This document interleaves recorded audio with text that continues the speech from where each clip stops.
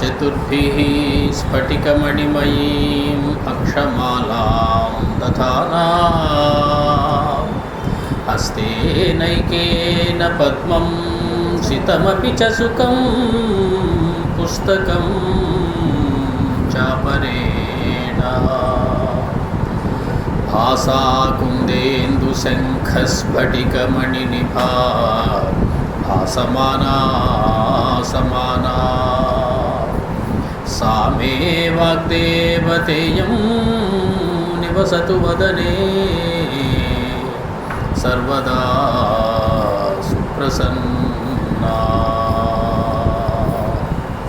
सा मे वाग्देवतेयं निवसतु वदने सर्वदा सुप्रसन्ना.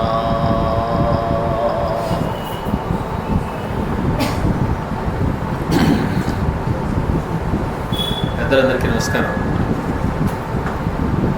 అందరిసారి మనం మాట్లాడుకునేటువంటి సమయంలో రామచంద్రమూర్తి సీతాదేవి లక్ష్మణ సహితులై సుమంత్రానీత రథం మీద అయోధ్య నగరానికి విడిచి వెళుతున్న సమయంలో దశరథ మహారాజు తమ రాణులతో కలిసి వెనక పరిగెట్టడం, రథం వెనక అశేషమైనటువంటి ప్రజనం రాముణ్ణి రథం ఆపమరి సుమంత్రుని ప్రార్థిస్తూ పరిగెట్టడం, రామచంద్రమూర్తి రథాన్ని ముందుకు పోనిమ్మని వారికి చాలా దూరంగా వేగంగా రథాన్ని తీసుకువెళ్ళమని చెప్పడం, దారిలో వేద పండితులు కొంతమంది నడవలేక నడుస్తుంటే రామచంద్రమూర్తి వెనక్కి తిరిగి చూసి రథాత్ అవతతార, రథం నుంచి కిందకి దిగాడట, రథాన్ని నుంచి కిందకి అవతరించాడు అని అర్థం. అవతరించడం అనేది దానికి బాగా అలవాటైనటువంటి పని. ఎన్నో వేల కోట్ల అనంతమైనటువంటి అవతారాలు ఎత్తారు స్వామి. కాబట్టి రథం నుంచి అవతరించడం, కిందకి దిగడం అనేది పెద్ద అవతరణ అంటే కిందకి దిగడం అని అర్థం. అది పెద్ద విశేషమైనటువంటి పని కాదు స్వామికి. ఆయన దిగి వారందరికీ కూడా తన యొక్క విశేషమైనటువంటి ఆలోచన గురించి వివరించి వారందరినీ కూడా వెనక్కి పంపడం, వాళ్ళందరినీ కూడా రామచంద్రమూర్తి నివర్తించడం జరిగింది. ఆ రకంగా రథం కొంచెం ముందరకు వెళ్ళేటప్పటికీ రామచంద్రమూర్తి రథాన్ని ఆపేయడానికి కోసమా అన్నట్లుగా అడ్డంగా ప్రవహిస్తూ తమసా నది వచ్చింది. అంటే తమసా నది దగ్గరికి రామచంద్రమూర్తి యొక్క రథం చేరింది. అప్పుడు సుమంతుడు ఆ రథాన్ని ఆపి గుర్రాలని రథం నుంచి విడదీసి వాటిని కాసేపు అటు ఇటు తిరగడానికి, కొంత విశ్రాంతి తీసుకోవడానికి ఏర్పాటు చేశాడు. అంతవరకు మనం ముందసారి చెప్పుకోవడం జరిగింది. 46 సర్గ, 46వ సర్గలోకి మనం ప్రవేశిస్తూ ఉన్నాం. తతస్తు తమసా తీరం రమ్యమాశ్రిత్య రాఘవః సీతాం ఉద్వీక్ష్య సౌమిత్రిం ఇదం వచనమబ్రవీత్. రామచంద్రమూర్తి చేసే పనులన్నీ విచిత్రంగానే కనపడతాయి. ఆయన సీతాదేవిని చూసి లక్ష్మణస్వామితోటి మాట్లాడుతూ ఉన్నారట. ఎవరితో మాట్లాడదలుచుకున్నావో వాళ్ళ వైపు చూడడం అనేది ధర్మం. ఆయన సీతాదేవికి చూస్తున్నారు, మాట్లాడుతున్నది లక్ష్మణస్వామితో. అంటే సీతాదేవి యొక్క విశేషం గురించి, వివరం గురించి చెప్పబోతున్నారేమో బహుశా తెలియదు. ఆయన సీతాం ఉద్వీక్ష్య, సీతాదేవిని చూసి సౌమిత్రిమిదం వచనమబ్రవీత్. సౌమిత్రి అంటే లక్ష్మణస్వామితో ఈ రకంగా ఆయన మాట్లాడుతూ ఉన్నారు. ఇయమధ్య నిశాపూర్వా సౌమిత్రే ప్రహితా వనం వనవాసస్య భద్రంతే సనోత్కంఠితుమర్హసి. లక్ష్మణ, 14 ఏళ్ల వనవాసానికి మనకి మొదటి రాత్రి ఇది. మొదటి రోజు గడవబోతోంది. మొదటి రాత్రిలోకి మనం చేరుకోబోతూ ఉన్నాం. ఈరోజు రాత్రి ఇయం అద్య నిశా పూర్వా సౌమిత్రే ప్రహితావనం వనవాసస్య భద్రంతే సనోత్కంఠితుమర్హసి. ఈ రాత్రి ఎలా గడుస్తుందో మొదటి రాత్రి అని బెంగ ఉండడం సహజం. ఆడవాళ్ళకి మరీ ఉంటుంది. రాత్రి వనంలో ఎప్పుడూ అలవాటు లేని చోట ఆరు బయట పడుకొని ఉండడం అనేది అంత సులువుగా వాళ్ళు అర్థం చేసుకున్నటువంటి వ్యవహారం కాదు. చెప్పదలుచుకున్న విషయం, అందుకే సీతాదేవి కోసం చెప్తున్నాడు. సీతాదేవితో చెప్పకుండా లక్ష్మణ స్వామితో చెప్తున్నాడు. ఆయన లక్ష్మణ, ఈరోజు మొదటి రోజు, కానీ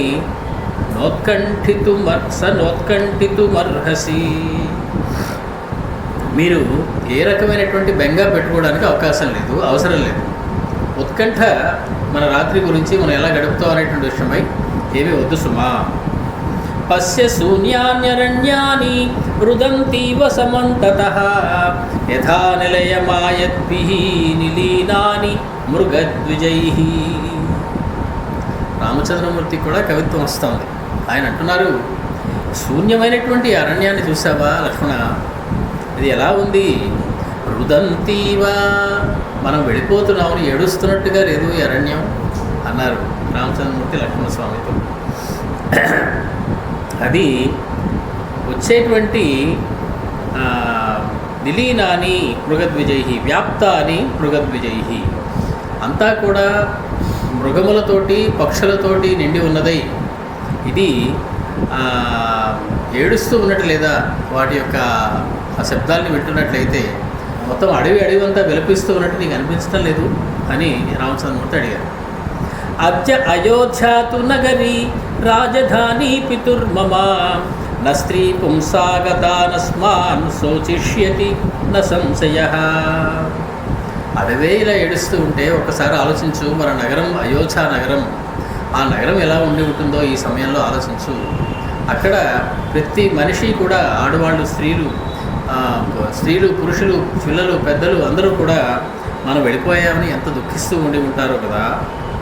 అనురక్తా హి మనుజా రాజానం బహుభిర్గుణైః త్వాంచ మాంచ నరవ్యాఘ్ర శత్రుఘ్న భరతౌ తదా. అయోధ్య ప్రజలకి మహారాజు దశరథ మహారాజు అంటే ఎంత ప్రీతో కదా, నేనంటే ఎంత ప్రీతో కదా, నువ్వంటే ఎంత ప్రీతో కదా, భరతుడంటే ఎంత ఇష్టమో కదా, శత్రుఘ్నుడు అంటే ఎంత ప్రీతో కదా వాళ్ళందరికీ. అంటే మహారాజు గారిని ఎలా గౌరవించాలో ప్రజలు అలా గౌరవించేవారు ఆ రోజుల్లో. కాబట్టి తండ్రిలాగా ఆయన పరిపాలించేవాడు. పిల్లవాడిని పరిపాలించినట్టు ప్రజల్ని పిల్లలలాగా తమ తండ్రిని చూసినట్టుగా రాజుగారిని చూసేవారు ప్రజలు. ఆ రకంగా దశరథ మహారాజుని మన నలుగురు విషయంలో వాడు ఎంత ప్రేమ చూపించేవారో గుర్తుంది కదా అని రామచంద్రమూర్తి అడుగుతున్నారు. పితరంచారు శోచామి మాతరంచ యశస్విని అపివాంధౌ భవేతాంతు రుదంతౌ తా అభీక్ష్ణశః. జరగబోయేది జరుగుతున్నది తెలిసిందా అన్నట్లు మాట్లాడతాయి అన్ని పాత్రలు. రామచంద్రమూర్తి భరతుడితో అంటున్నారు, పితరంచ అనుశోచామి, నాన్నగారి గురించే నాకు బాధగా ఉంది రాబాయ్. మాతరంచ యశస్విని అయినట్టు మా కౌసల్య మాత గురించే నాకు బాధగా ఉన్నది, ఆలోచన చేస్తూ ఉన్నాను. అపివాంధౌ భవేతాంతు దంతౌ తావభీక్ష్ణశః. వాళ్ళు మిక్కిరి ఏడుస్తూ ఉన్నవాళ్ళే ఏడ్చి ఏడ్చి ఏడ్చి అంధులైపోయి ఉండరు కదా అన్నాడు. ఇదే మాట మనకి దశరథ మహారాజు గారు చెప్పారు. ఆయన కౌసల్యాదేవితో చెప్పారు ఇదే మాటను. నా యొక్క దృష్టి దశరథ రామచంద్రుడితో వెళ్ళిపోయింది. అపగత మే దృష్టి రామచంద్రేణ సహా అని ఆయన అంటూ అద్యాపి నా నివర్త, ఇవాటి కూడా నా దృష్టికి ఎవరికి రాలేదు, నాకేమీ కనపడటం లేదు. ఒక్కసారి నన్ను ముట్టుకో, నువ్వు నీ స్పర్శ దాకా తగిలితే నేను ఎక్కడున్నానో నాకు తెలుస్తుంది, నువ్వే అని నేను గుర్తిస్తాను. నా దృష్టి నన్ను విడిచి వెళ్ళిపోయింది సుమా రామచంద్రుడితోటి అని చెప్పి ఆయన బాధపడతాడు. అంటే రామచంద్రుడు ఊహించింది నిజమే అయింది, నా దృష్టి కనపడటం లేదు, నేను అంధుణ్ణైపోయాను అని చెప్పి విలపించాడు దశరథ మహారాజు. ఈయన అదే అనుమానించాడు. ఏడ్చి ఏడ్చి నా తల్లిదండ్రులు ఇద్దరు కూడా అంధులైపోయి ఉండరు కదా అన్నాడు. భరత ఖలు ధర్మాత్మా పితరం మాతరంచ మే ధర్మార్థకామ సహితై వాక్యై ఆశ్వాసయిష్యతి. అయినా ఏం పర్వాలేదు, వాళ్ళు ఎంత బాధపడినా కూడా భరతస్వామి ఉన్నాడు కదా, ఆయన తప్పకుండా వస్తారు, వచ్చి ధర్మ అర్థ కామ సహితై వాక్యై. అంటే పురుషార్థముల్లో నాలుగవది ఒకటి ఉంది, మోక్షం. దాని గురించే తల్లిదండ్రులు ఇద్దరు ఆలోచిస్తూ ఉంటారు. ఇంకా ఒక వైరాగ్యానికి వాళ్ళు వెళ్ళిపోయినటువంటి దిశలో వాళ్ళని మళ్ళీ సంసారంలోకి దింపడానికి, వాళ్ళని మళ్ళీ కొంత ఆశ్వాసన కలగజేయడానికి భరతుడు ఆ ధర్మార్థ కామ సహితములైనటువంటి వాక్యములతోటి వాళ్ళని ఓదారుస్తాడు. సుమా భరతస్య ఆనృశంసత్వం విచింత్యాహం పునః పునః నానుశోచామి పితరం మాతరం చాపి లక్ష్మణ. మనసులో జరుగుతున్నది ఒకటి, పైకి అంటున్నది ఒకటి. భరతుడిని తలుచుకుంటే నాకు వాళ్ళిద్దరి గురించి బాధ ఏం లేదులే అన్నాడు. ఇందాకలు ఏమన్నాడు? పితరంచానుశోచామి, తండ్రి గారి గురించే బాధపడుతున్నానయ్యా అన్నాడు. ఇప్పుడేమంటున్నాడు? నా అనుశోచామి పితరం. వెంటనే మాట మారిపోయింది. భరతుడు గుర్తు రాగానే ఇంతకు ముందు తండ్రి గారి గురించి ఉన్న బాధ అంతా ఎగిరిపోయింది. భరతుడు గుర్తు రాగానే అంతటి ప్రేమ భరతుడు అంటే, అంతటి విశ్వాసం భరతుని యొక్క సామర్థ్యం మీద, తల్లిదండ్రుల్ని మళ్ళీ మామూలు మనుషులు చేయడంలో అతనికి ఉన్నటువంటి సామర్థ్యం అటువంటిది అని తన యొక్క విశ్వాసం. కాబట్టి భరతుడి యొక్క ఆనృశంసత్వం అంటే దయాగుణత్వం, దయని కనుక చూసినట్లయితే మళ్ళీ నేను దాని గురించి ఆలోచిస్తూ ఉంటే తల్లిదండ్రుల గురించి నాకేమీ కూడా భయం వేయటలేదు, చింత లేదు సుమా అని ఒక మాట అన్నారు. త్వయా కార్యం నరవ్యాఘ్ర మామనువ్రజతా కృతం అన్వేష్టవ్యా హి వైదేహ్యా రక్షణార్థే సహాయత. ముందు ఏమో అనుకున్నాను కానీ లక్ష్మణ, నువ్వు నాతో రావడం చాలా మంచిదైందయ్యా. ఇప్పుడు ఒప్పుకున్నారు స్వామి, లక్ష్మణస్వామి తనతో ఉండడం మంచిదైంది. త్వయా కార్యం నరవ్యాఘ్ర, ఓ నరవ్యాఘ్రమా అంటే అడవులలో బాగా సంచరించేటువంటి వ్యాఘ్రమా. దానికి చాలా ఒక సామర్థ్యం కావాలి అడవుల్లో సంచరించడానికి. అటువంటి వ్యాఘ్రానికి ఉన్నటువంటి సామర్థ్యం ఉన్నటువంటి ఓ నరుడా, నరవ్యాఘ్రమా, మాం అనువ్రజతా కృతం త్వయా కార్యం. నన్ను అనుసరిస్తూ నువ్వు చేసినటువంటి పని ఏదైతే ఉందో అది చాలా బాగుంది. అన్వేష్టవ్యా హి వైదేహ్యా రక్షణార్థే సహాయత. ఎప్పుడైనా జానకిని వెతకాలి అంటే, అన్వేషించాలి అంటే, రక్షించాలి అంటే నాకు సహాయం చేయడానికి వచ్చినట్లుగా వచ్చేవారు. అంటే జానకిని రక్షించుకోవడం కోసం, నన్ను రక్షించుకోవడం కోసం వచ్చినట్టుగా వచ్చావు. నువ్వు చేసిన పని చాలా బాగుంది. అప్పుడు ఏదో అనుకున్నాను కానీ నువ్వు రావడం మంచిదే అయింది నాన్న అని చెప్పి లక్ష్మణస్వామితో అన్నారు. అద్భిరేవతు సౌమిత్రే వత్స్యామ్యద్య నిశామి మాం ఏతద్ధిరోజతే మహ్యం వన్యేపి వివిధే సతీ. ఇక్కడ అనేకమైనటువంటి చెట్లు ఉన్నాయి, హార నమ్రములై ఉన్నాయి, అనేకమైనటువంటి ఫలాలతో కూడి ఉన్నాయి. వన్యములు, వనేభవం వన్యం, వనములో పుట్టినటువంటి దాని పేరు వన్యం. అటువంటి రకరకాలైనటువంటి పుష్పములు, పళ్ళు, తేనెలు అవన్నీ కూడా ఉన్నాయి, కందమూలములు ఇవన్నీ ఉన్నాయి. కానీ అద్భిరేవతు సౌమిత్రే వత్స్యామి అద్య నిశామి మాం. ఈరోజు రాత్రిని మనం కేవలం మంచినీళ్ళు తాగి గడిపేద్దాం అంటే ఉపవాసం ఉందాం. ఈరోజు దీక్షకి దిగిన రోజుని ఉపవాసం చేయడం అనేది చాలా అందమైనటువంటి ప్రక్రియ. అంతేకాకుండా తిండి తిప్పలు లేకుండా తన కోసం ఏడుస్తూ అంతమంది జనం వంటలు కూడా ఒంట్లో ఏనాడు వండుకుని ఉంటారు. ఆ రోజు ఎవరింట్లోనూ పొయ్యిలోంచి పిల్లి లేవలేదు. అటువంటి స్థితిలో మనం చక్కగా భోంచేయడం ఏమైనా బాగుంటుందని ఆయన అని అనిపించిందో ఏమో స్వామికి. అద్భిరేవతు సౌమిత్రే వత్స్యామి అద్య నిశామి మాం. అంతేకాదు, యాత్రలకు వెళ్ళినప్పుడు తీర్థయాత్రలోనూ క్షేత్రోపవాసం అని ఒకటి చెప్తారు. అక్కడ ఏమి తినకూడదు, అనవసరమైనవి, అక్కర్లేనివి ఇవన్నీ. మనం పూర్తిగా దానికి వ్యతిరేకమైన దాన్ని పనులే చేస్తాం. ఇప్పుడు మల్టీ క్యూజిన్ రెస్టారెంట్ తిరుపతిలో తిరుమల కొండ మీద కడితే అది ఎక్కడుందా అని వెతుక్కుంటూ వెళ్ళి అక్కడ మనం ఆహారం స్వీకరించడానికి ఇష్టపడతాం. కానీ శాస్త్రం ఏం చెప్తుందంటే అలాంటి చోట్లకి వెళ్ళినప్పుడు ఉపవాసమే నీకు దీక్ష నాయన అని చెప్తాం. దీనిలో ఉపవాసము అంటే సమీపే నివాస, పరమాత్మ సమీపంలో ఉండాలి అనేటువంటి కోరిక ఒకటి.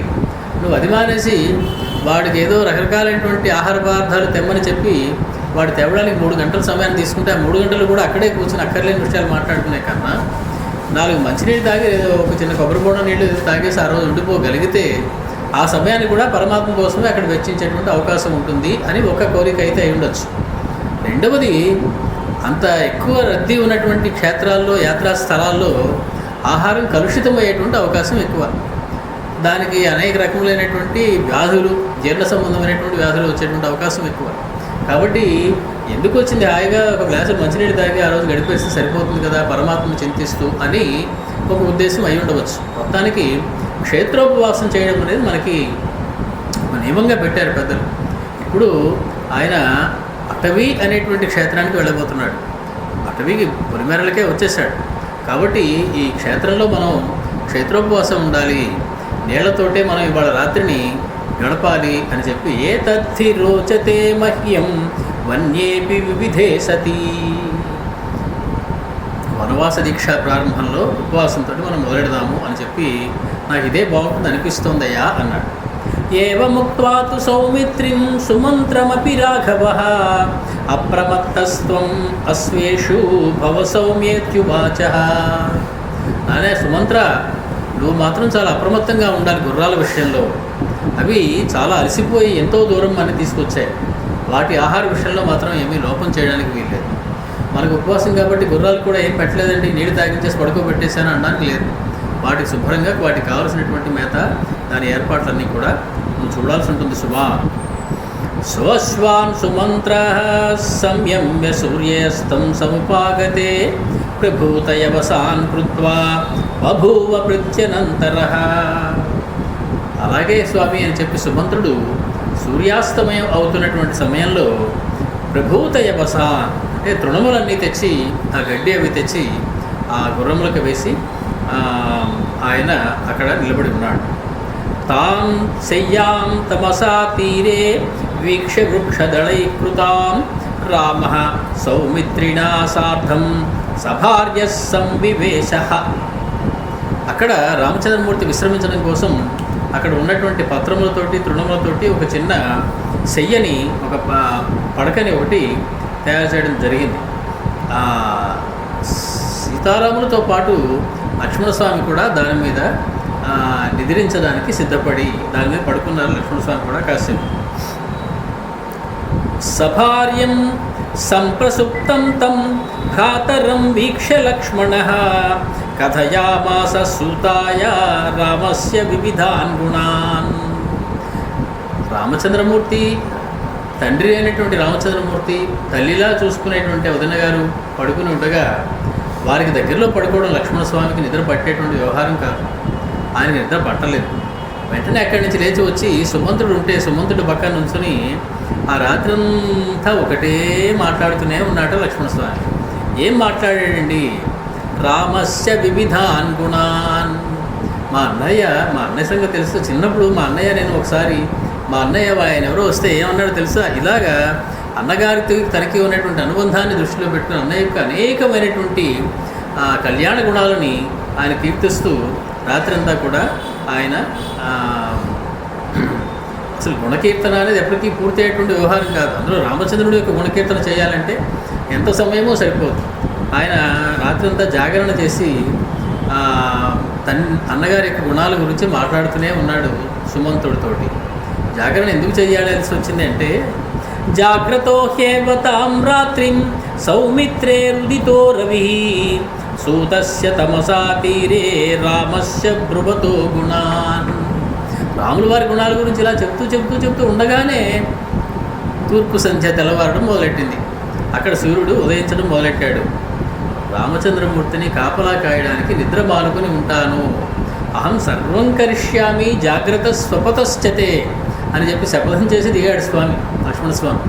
కాబట్టి నువ్వు లేచి ఉన్నంతసేపు నేను లేచి ఉంటాను, నువ్వు పడుకున్నంతసేపు నేను లేచి ఉంటాను. ఇది ఆయన యొక్క శపథం.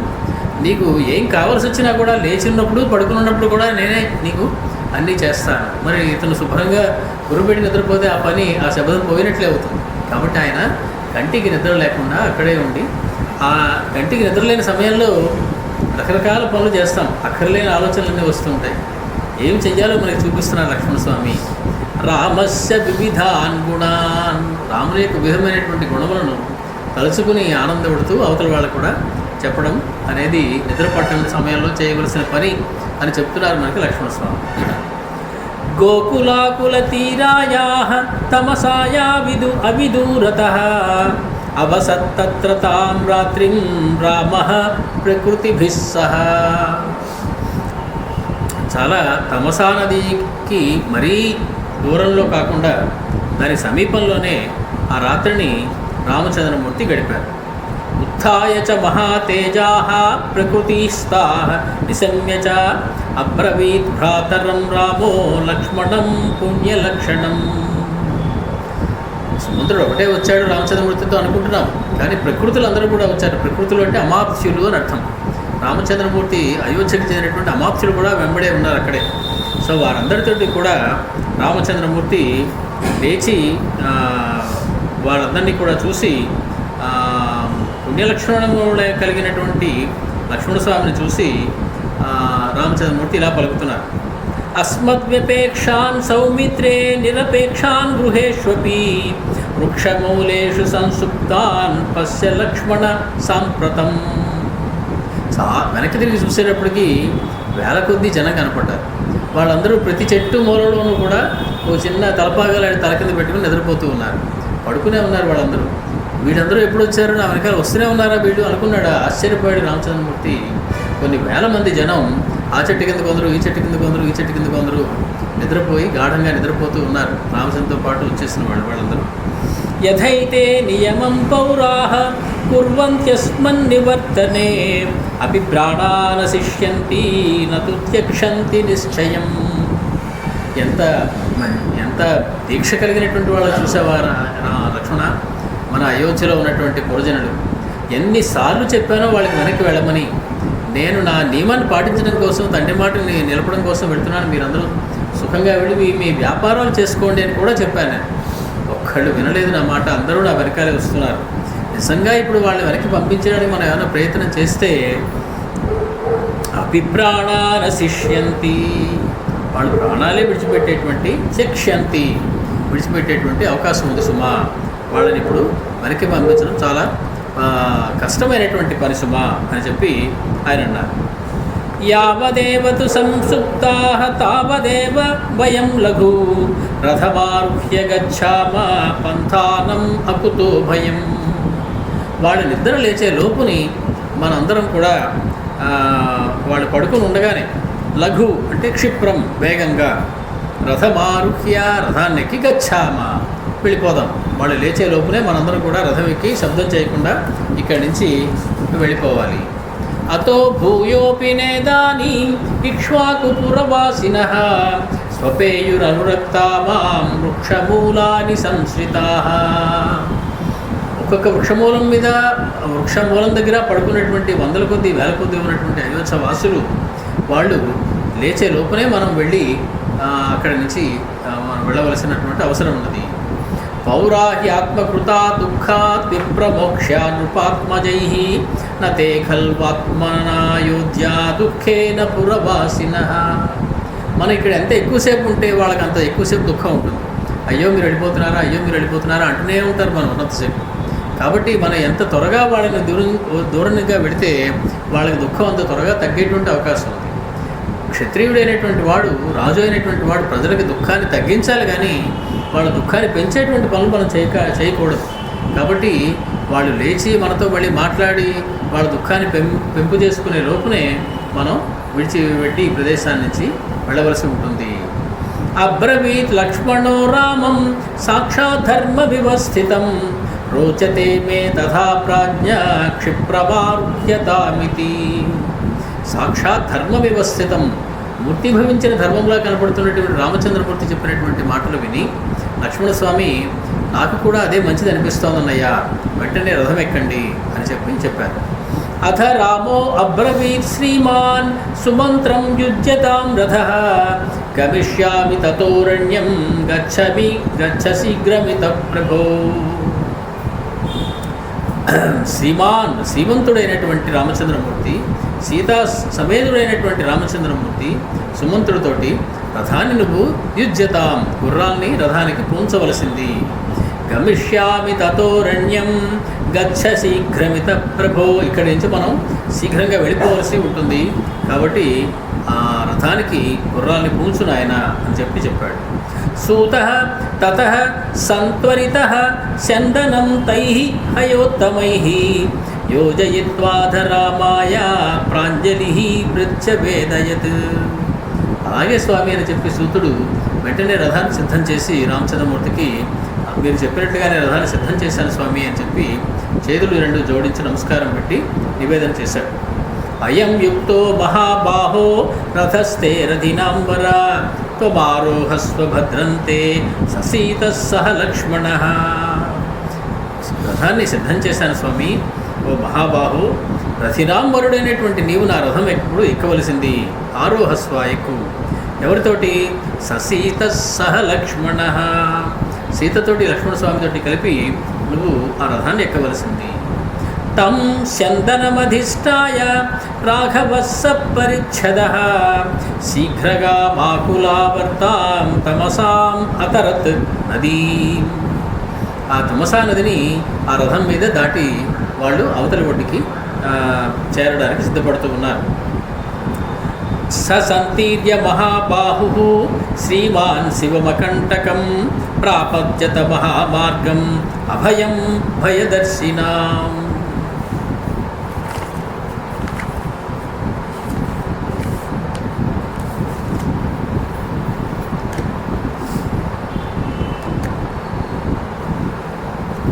మనం ఇప్పుడు ఈ చందనం మీద తమసారదిని దాటి అవతల ఒడ్డుకి వెళ్ళాల్సి ఉంటుంది. కాబట్టి సంతీర్య మహాబాహు, రామచంద్రమూర్తి ఆ నదిని దాటి శివం, మంగళప్రదమైనటువంటిది, అకంటకమైనటువంటిది మహామార్గం, ఏమాత్రం భయం లేనటువంటి మార్గాన్ని ఎక్కడానికి నిర్ణయం జరిగింది.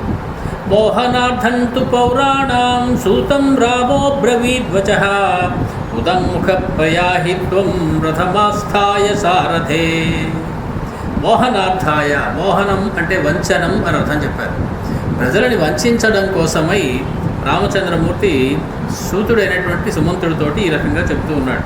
వంచన అని అనవచ్చు, మోహనం అనేటువంటి వాడికి భ్రాంతి అనేటువంటి అర్థం కూడా ఉంది. భ్రాంతి కలిగించడం కోసం రామచంద్రమూర్తి ఈ రకంగా చెబుతూ ఉన్నారు సుమంతుడితో. ఉదంముఖ ప్రయాహిత్వం, ఉత్తర దిక్కుగాను ప్రయాణం సాగించవయ్యా. దేశాలు రెండున్నాయి, ఉత్తర కోసల దేశాలు, దక్షిణ కోసల దేశాలు అని. రామచంద్రమూర్తి ఇప్పుడు దండకారణ్యం వైపు, అడవుల వైపు వెళ్ళడానికి దక్షిణం వైపుగా ప్రయాణం చేయవలసి ఉంటుంది. అంటే ఇప్పుడు ఉత్తర కోసల దేశాలన్నీ దాటి దక్షిణం వైపుగా ప్రయాణం చేయాల్సి ఉంది. కానీ ఏమని చెప్తున్నాడు? ఉదంముఖ ప్రయాహిత్వం, రథాన్ని ఉత్తర దిక్కుగా కాసేపు పోనివయ్యా. రథమాస్థాయ సారథే ముహూర్తం త్వరితం గత్వా నివర్తయ రథం పునః. కొంత దూరం వెళ్ళాక రథాన్ని వెళ్ళి వెనక్కి తిప్పి వేరే మార్గం గుండా దక్షిణ వైపుగా మనం ప్రయాణం కొనసాగిద్దాం. యథాన విద్యుః పౌరాః మాం తథా కురు సమాహితః. రథం ఎటు వెళ్ళిందో వాళ్ళు తెలియకుండా ఉండడానికి ఏం చేయాలో వచ్చి, అంటే కొంత దూరం రథం వెళ్ళే మార్గంలో రథ చక్రాల యొక్క గీతలు పడేటువంటి అవకాశం ఉంది. కాబట్టి నువ్వు కొంత దూరం వెళ్ళిన తర్వాత రథానికి చక్రాల యొక్క గుర్తులు నేల మీద పడనటువంటి నేల మీదకి తీసుకెళ్ళవలసి ఉంటుంది. బాగా ఎండుటాకులు కలిగినటువంటి ప్రదేశంలోనో, ఏమాత్రం కూడా కప్పబడినటువంటి ప్రదేశం నుంచి కనుక రథం వెళ్ళిపోయినట్లయితే దాని చక్రం యొక్క గీతలు భూమి మీద పడేటువంటి అవకాశం ఉండదు. కాబట్టి నువ్వు అటువంటి దాని మీదకి తీసుకెళ్ళి రథం యొక్క చక్రపు గుర్తులు, గుర్రం యొక్క గిట్టల గుర్తులు నేల మీద పడకుండా ఉండేలాగా నువ్వు మళ్లించవలసి ఉంటుంది సుమా అని చెప్పి ఆయన చెప్పారు. తనని నమ్ముకుని వచ్చినటువంటి ఇన్ని వేల మంది భక్తులకి ఇంతటి అన్యాయం చేయతగునా స్వామి అని వెంటనే మనకు ప్రశ్న. దానికే పెద్దలు చెప్పారు, వ్రణ చికిత్సా న్యాయం అని ఒకటి ఉందయ్యా.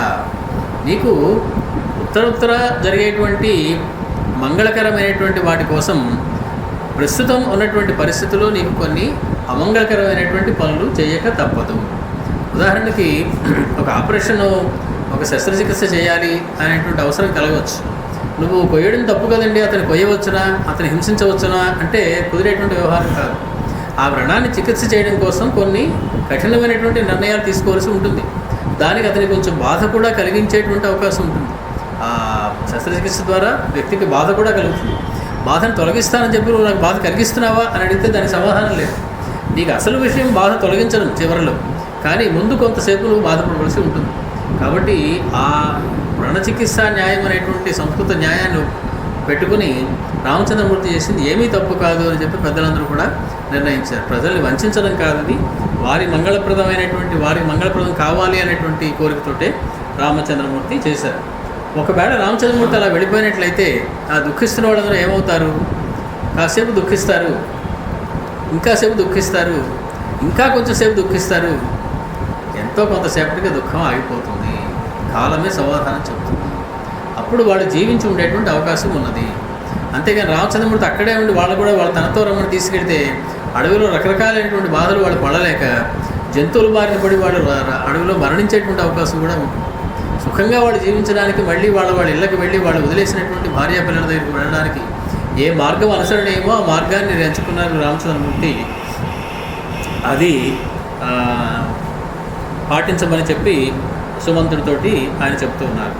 రామస్య వచనం శ్రుత్వా తథా చక్రే ససారథిః ప్రత్యాగమ్య చ రామస్య స్యందనం ప్రత్యవేదయత్. రాముని యొక్క మాటను విని ఆ రకంగానే చేశాడు సారథి అయినటువంటి సుమంతుడు. తౌ సంప్రయుక్తం తు రథం సమాస్థితౌ తదా సీతౌ రఘువంశవర్ధనౌ ప్రచోదయామాస తతస్తు రంగమాన్ ససారథిర్యేన పథా తపోవనం. అడవిలోకి వెళ్ళే మార్గానికి ఏ రకమైనటువంటి మార్గంలో వెళితే సులువుగా వెళ్తామో అని తెలిసినటువంటి అతడు ఆ రథం మీద సీతాదేవి రఘువంశవర్ధనుడైనటువంటి రామలక్ష్మణులు ఉన్నటువంటి రథాన్ని తోలడానికి గుర్రములను అదిలించాడు. తతస్సమాస్థాయ రథం మహారథః ససారథిర్దాశరథిర్వనం యయౌ ఉదముఖం తం తు రథం చకార ప్రయాణ మాంగళ్య నిమిత్త దర్శనాత్. దాన్ని ఆ రథాన్ని సారథి అయినటువంటి ఆ సుమంత్రుడు వనమునకు తీసుకువెళ్ళాడు, అడవిలోనికి తీసుకుని వెళ్ళిపోయాడు. ఆ వెళ్ళేటప్పుడు ప్రయాణం ఎట్టుగా మొదలుపెట్టాడంటే ఉదముఖం, ఉత్తరాభిముఖంగా ప్రయాణం మొదలెట్టారు. అంటే మాంగళ్య నిమిత్త దర్శన. మామూలుగా ఏదైనా శుభకార్యానికి వెళ్ళేటప్పుడు దక్షిణ వైపుగా ప్రయాణం మొదలెట్టడం మంచిది కాదు. కాబట్టి ఉత్తరం వైపుగా ముందు వెళితే ప్రయాణం జరగబోయేటువంటి 14 ఏళ్ల ప్రయాణం సూచకంగా ఉంటుంది, శుభప్రదంగా ఉంటుంది అనేటువంటి ఉద్దేశంతో రథాన్ని నడిపాడు అన్నట్లుగా ఉదన్ముఖంగా అతడు రథాన్ని నడుపుకుని తీసుకుని వెళ్ళాడు. ప్రభాతాయాంతు సర్వర్యాం పౌరాస్తే రాఘవం వినా శోకోపహత నిశ్చేష్టాః బభూహత చేతసః. తెల్లవారింది, పిట్టలు అరవడం మొదలెట్టాయి, జంతువులన్నీ తిరగడం మొదలెట్టాయి, సూర్యుడు బాగా పైకి లేవడం మొదలెట్టాడు. అలసిపోయి నడిచి వచ్చి గాఢ నిద్రలో ఉండిపోయినట్టు వాళ్ళందరూ కళ్ళు నొక్కుని నెమ్మదిగా లేవడం మొదలెట్టారు. వాళ్ళు చూసేటప్పటికీ రామచంద్రమూర్తి వెళ్ళిపోయారు అనేటువంటి విషయం వాళ్ళకి అర్థమైపోయింది. వాళ్ళు వెంటనే హతచేత సహా బహు చాలా విభ్రాంతికి లోనై దుఃఖానికి లోనయ్యారు. శోకజాశ్రు పరిద్యూనా వీక్షమాణాస్తతస్తతః ఆలోకమపి రామస్య న పశ్యంతి స్మ దుఃఖితాః. ఆలోకమపి రామస్య న పశ్యంతి స్మ దుఃఖితాః. రాముడు వెళ్ళాడు, ఇక్కడ ఉన్నాడు అని చెప్పడానికి ఏ చిహ్నము కూడా లేదట. ఇటుపక్క వెళ్ళాడు అని చెప్పడానికి మామూలుగా రథం వెళితే అక్కడ కొంత ధూళి పైకి లేచేటువంటి అవకాశం ఉంది, అది కూడా కనపడటం లేదు. అంటే వెళ్ళి చాలాసేపు అయిపోయిందనమాట. రథ చక్రాలు బట్టి చూస్తే కొంత దూరం తెలిసింది ఎటు వెళ్ళారో, తర్వాత ఎటు వెళ్ళారో తెలియలేదు. అయోధ్య నగరానికి వెళ్ళిపోయి ఉంటారులేండి అని కొందరు అనుకున్నారు, కొందరు మాత్రం ఆ విషయాన్ని నమ్మలేదు. అంత పట్టుదల ఉన్నటువంటి రామచంద్రమూర్తి మళ్ళీ అయోధ్యకు వెనక్కి వెళతారు అని వాళ్ళు నమ్మేటువంటి అవకాశం కూడా లేకపోయింది. తే విషాదాప్తవదనాః రహితాస్తేన ధీమతాః కృపణాః కరుణావాచో వదంతి స్మ మనస్వినః. కృపణాః దీనాః, వాళ్ళు దీనులైనటువంటి వాళ్ళే వాళ్ళలో వాడిలాగా ధీరంగా మాట్లాడుకుంటూ ఏడుస్తూ ఉన్నారు. ధిగస్తు ఖలు నిద్రాం. అన్నిటికన్నా కోపం వాళ్ళకి మొట్టమొదటి నిద్ర మీద వచ్చింది. చిచి ఏమి నిద్ర, పాడు నిద్ర. ఈ నిద్ర వల్ల కదా రామచంద్రమూర్తి మనకి దూరం అయిపోయాడు. ధిగస్తు ఖలు నిద్రాం తాం యయా అపహృత చేతసః న అద్య పశ్యామహే రామం ధూరస్కం మహాభుజం. గొప్ప భుజశాలి అయినటువంటి రామచంద్రమూర్తి యొక్క దర్శనం ఇంకా మనకి జరిగేలా లేదు. ఇంత నిద్ర మనం పోయాం, ఎంత దురదృష్టవంతులమో అని చెప్పి నిద్రని కూడా తిట్టడం మొదలెట్టారు. ఆ రోజు రాత్రి రామచంద్రమూర్తి నిద్రపోయారు, సీతాదేవి నిద్రపోయింది, వచ్చినటువంటి వేల కొద్ది జనవంతులు నిద్రపోయారు. సుమంత్రుడు లక్ష్మణస్వామి ఇద్దరే నిద్రపోకుండా మిగిలారు. వీళ్ళందరిలో ఏ ఒక్కడికైనా నిద్ర పట్టకుండా లేచి ఉంటే రామచంద్రమూర్తి యొక్క ఈ ప్రణాళిక జరిగేది కాదు. ఇంతమంది ఎలా నిద్రపోతారండి? ఒక్కడికైనా మెలకు రాదా? అడవిలో ఏదో తేరో పువ్వులు చేమో ఏదో కుట్టైనా మెలకు రావాలి కదా వాళ్ళకి. రాలేదు. కారణం, అమ్మవారికి మరొక పేరు యాదేవి నిద్రారూపేణ సంస్థిత, నమస్తస్యై నమస్తస్యై. పైగా వీళ్ళందరూ నిద్రపోవడానికి కారణం శ్రీరామచంద్రుని యొక్క సంకల్పం. ఆ సంకల్పానికి ఎంత శక్తి అంటే, రామచంద్రుని సంకల్పానికి ఆయన అనుకున్నట్టుగా జరిగిపోవాల్సిందే. వీళ్ళందరూ ఇంకా నిద్రపోవాలని ఆయన అనుకుంటే ఇంకా నిద్రపోవాలి. మధ్యాహ్నం 12 గంటలకు వాళ్ళందరూ నిద్రపోతున్నప్పుడు వెళదాం అని ఆయన అంటే మధ్యాహ్నం 12 గంటల దాకా వాళ్ళు నిద్రపోతూనే ఉంటారు. అది ఆయన యొక్క సంకల్పం యొక్క గొప్పదనం. కాబట్టి వాళ్ళు ఎవరూ ఒకళ్ళు కూడా లేవలేదు అనేటువంటి మాట ఏమీ ఆశ్చర్యాన్ని కలిగించేటువంటి వ్యవహారం ఏం కాదు. అందరూ శుభ్రంగా నిద్రపోయారు. కథన్నామ మహాబాహు సతథా అవితథ క్రియ భక్తం జనం పరిత్యజ్య ప్రవాసం రాఘవో గతః. మనం అంటే నిద్రపోయామండి, కానీ రామచంద్రమూర్తికి ఏమైందట? మనందరూ ఆయన భక్తులు అని తెలియదా ఆయనకి? మనందరూ ఆయన గురించి అంత తాపత్రయపడుతున్నామని తెలీదా? మన వదిలేసి ఎలా వెళ్ళిపోయాడండి ఆయన? ఆయనకి మాత్రం ఉండద్దు మన మీద?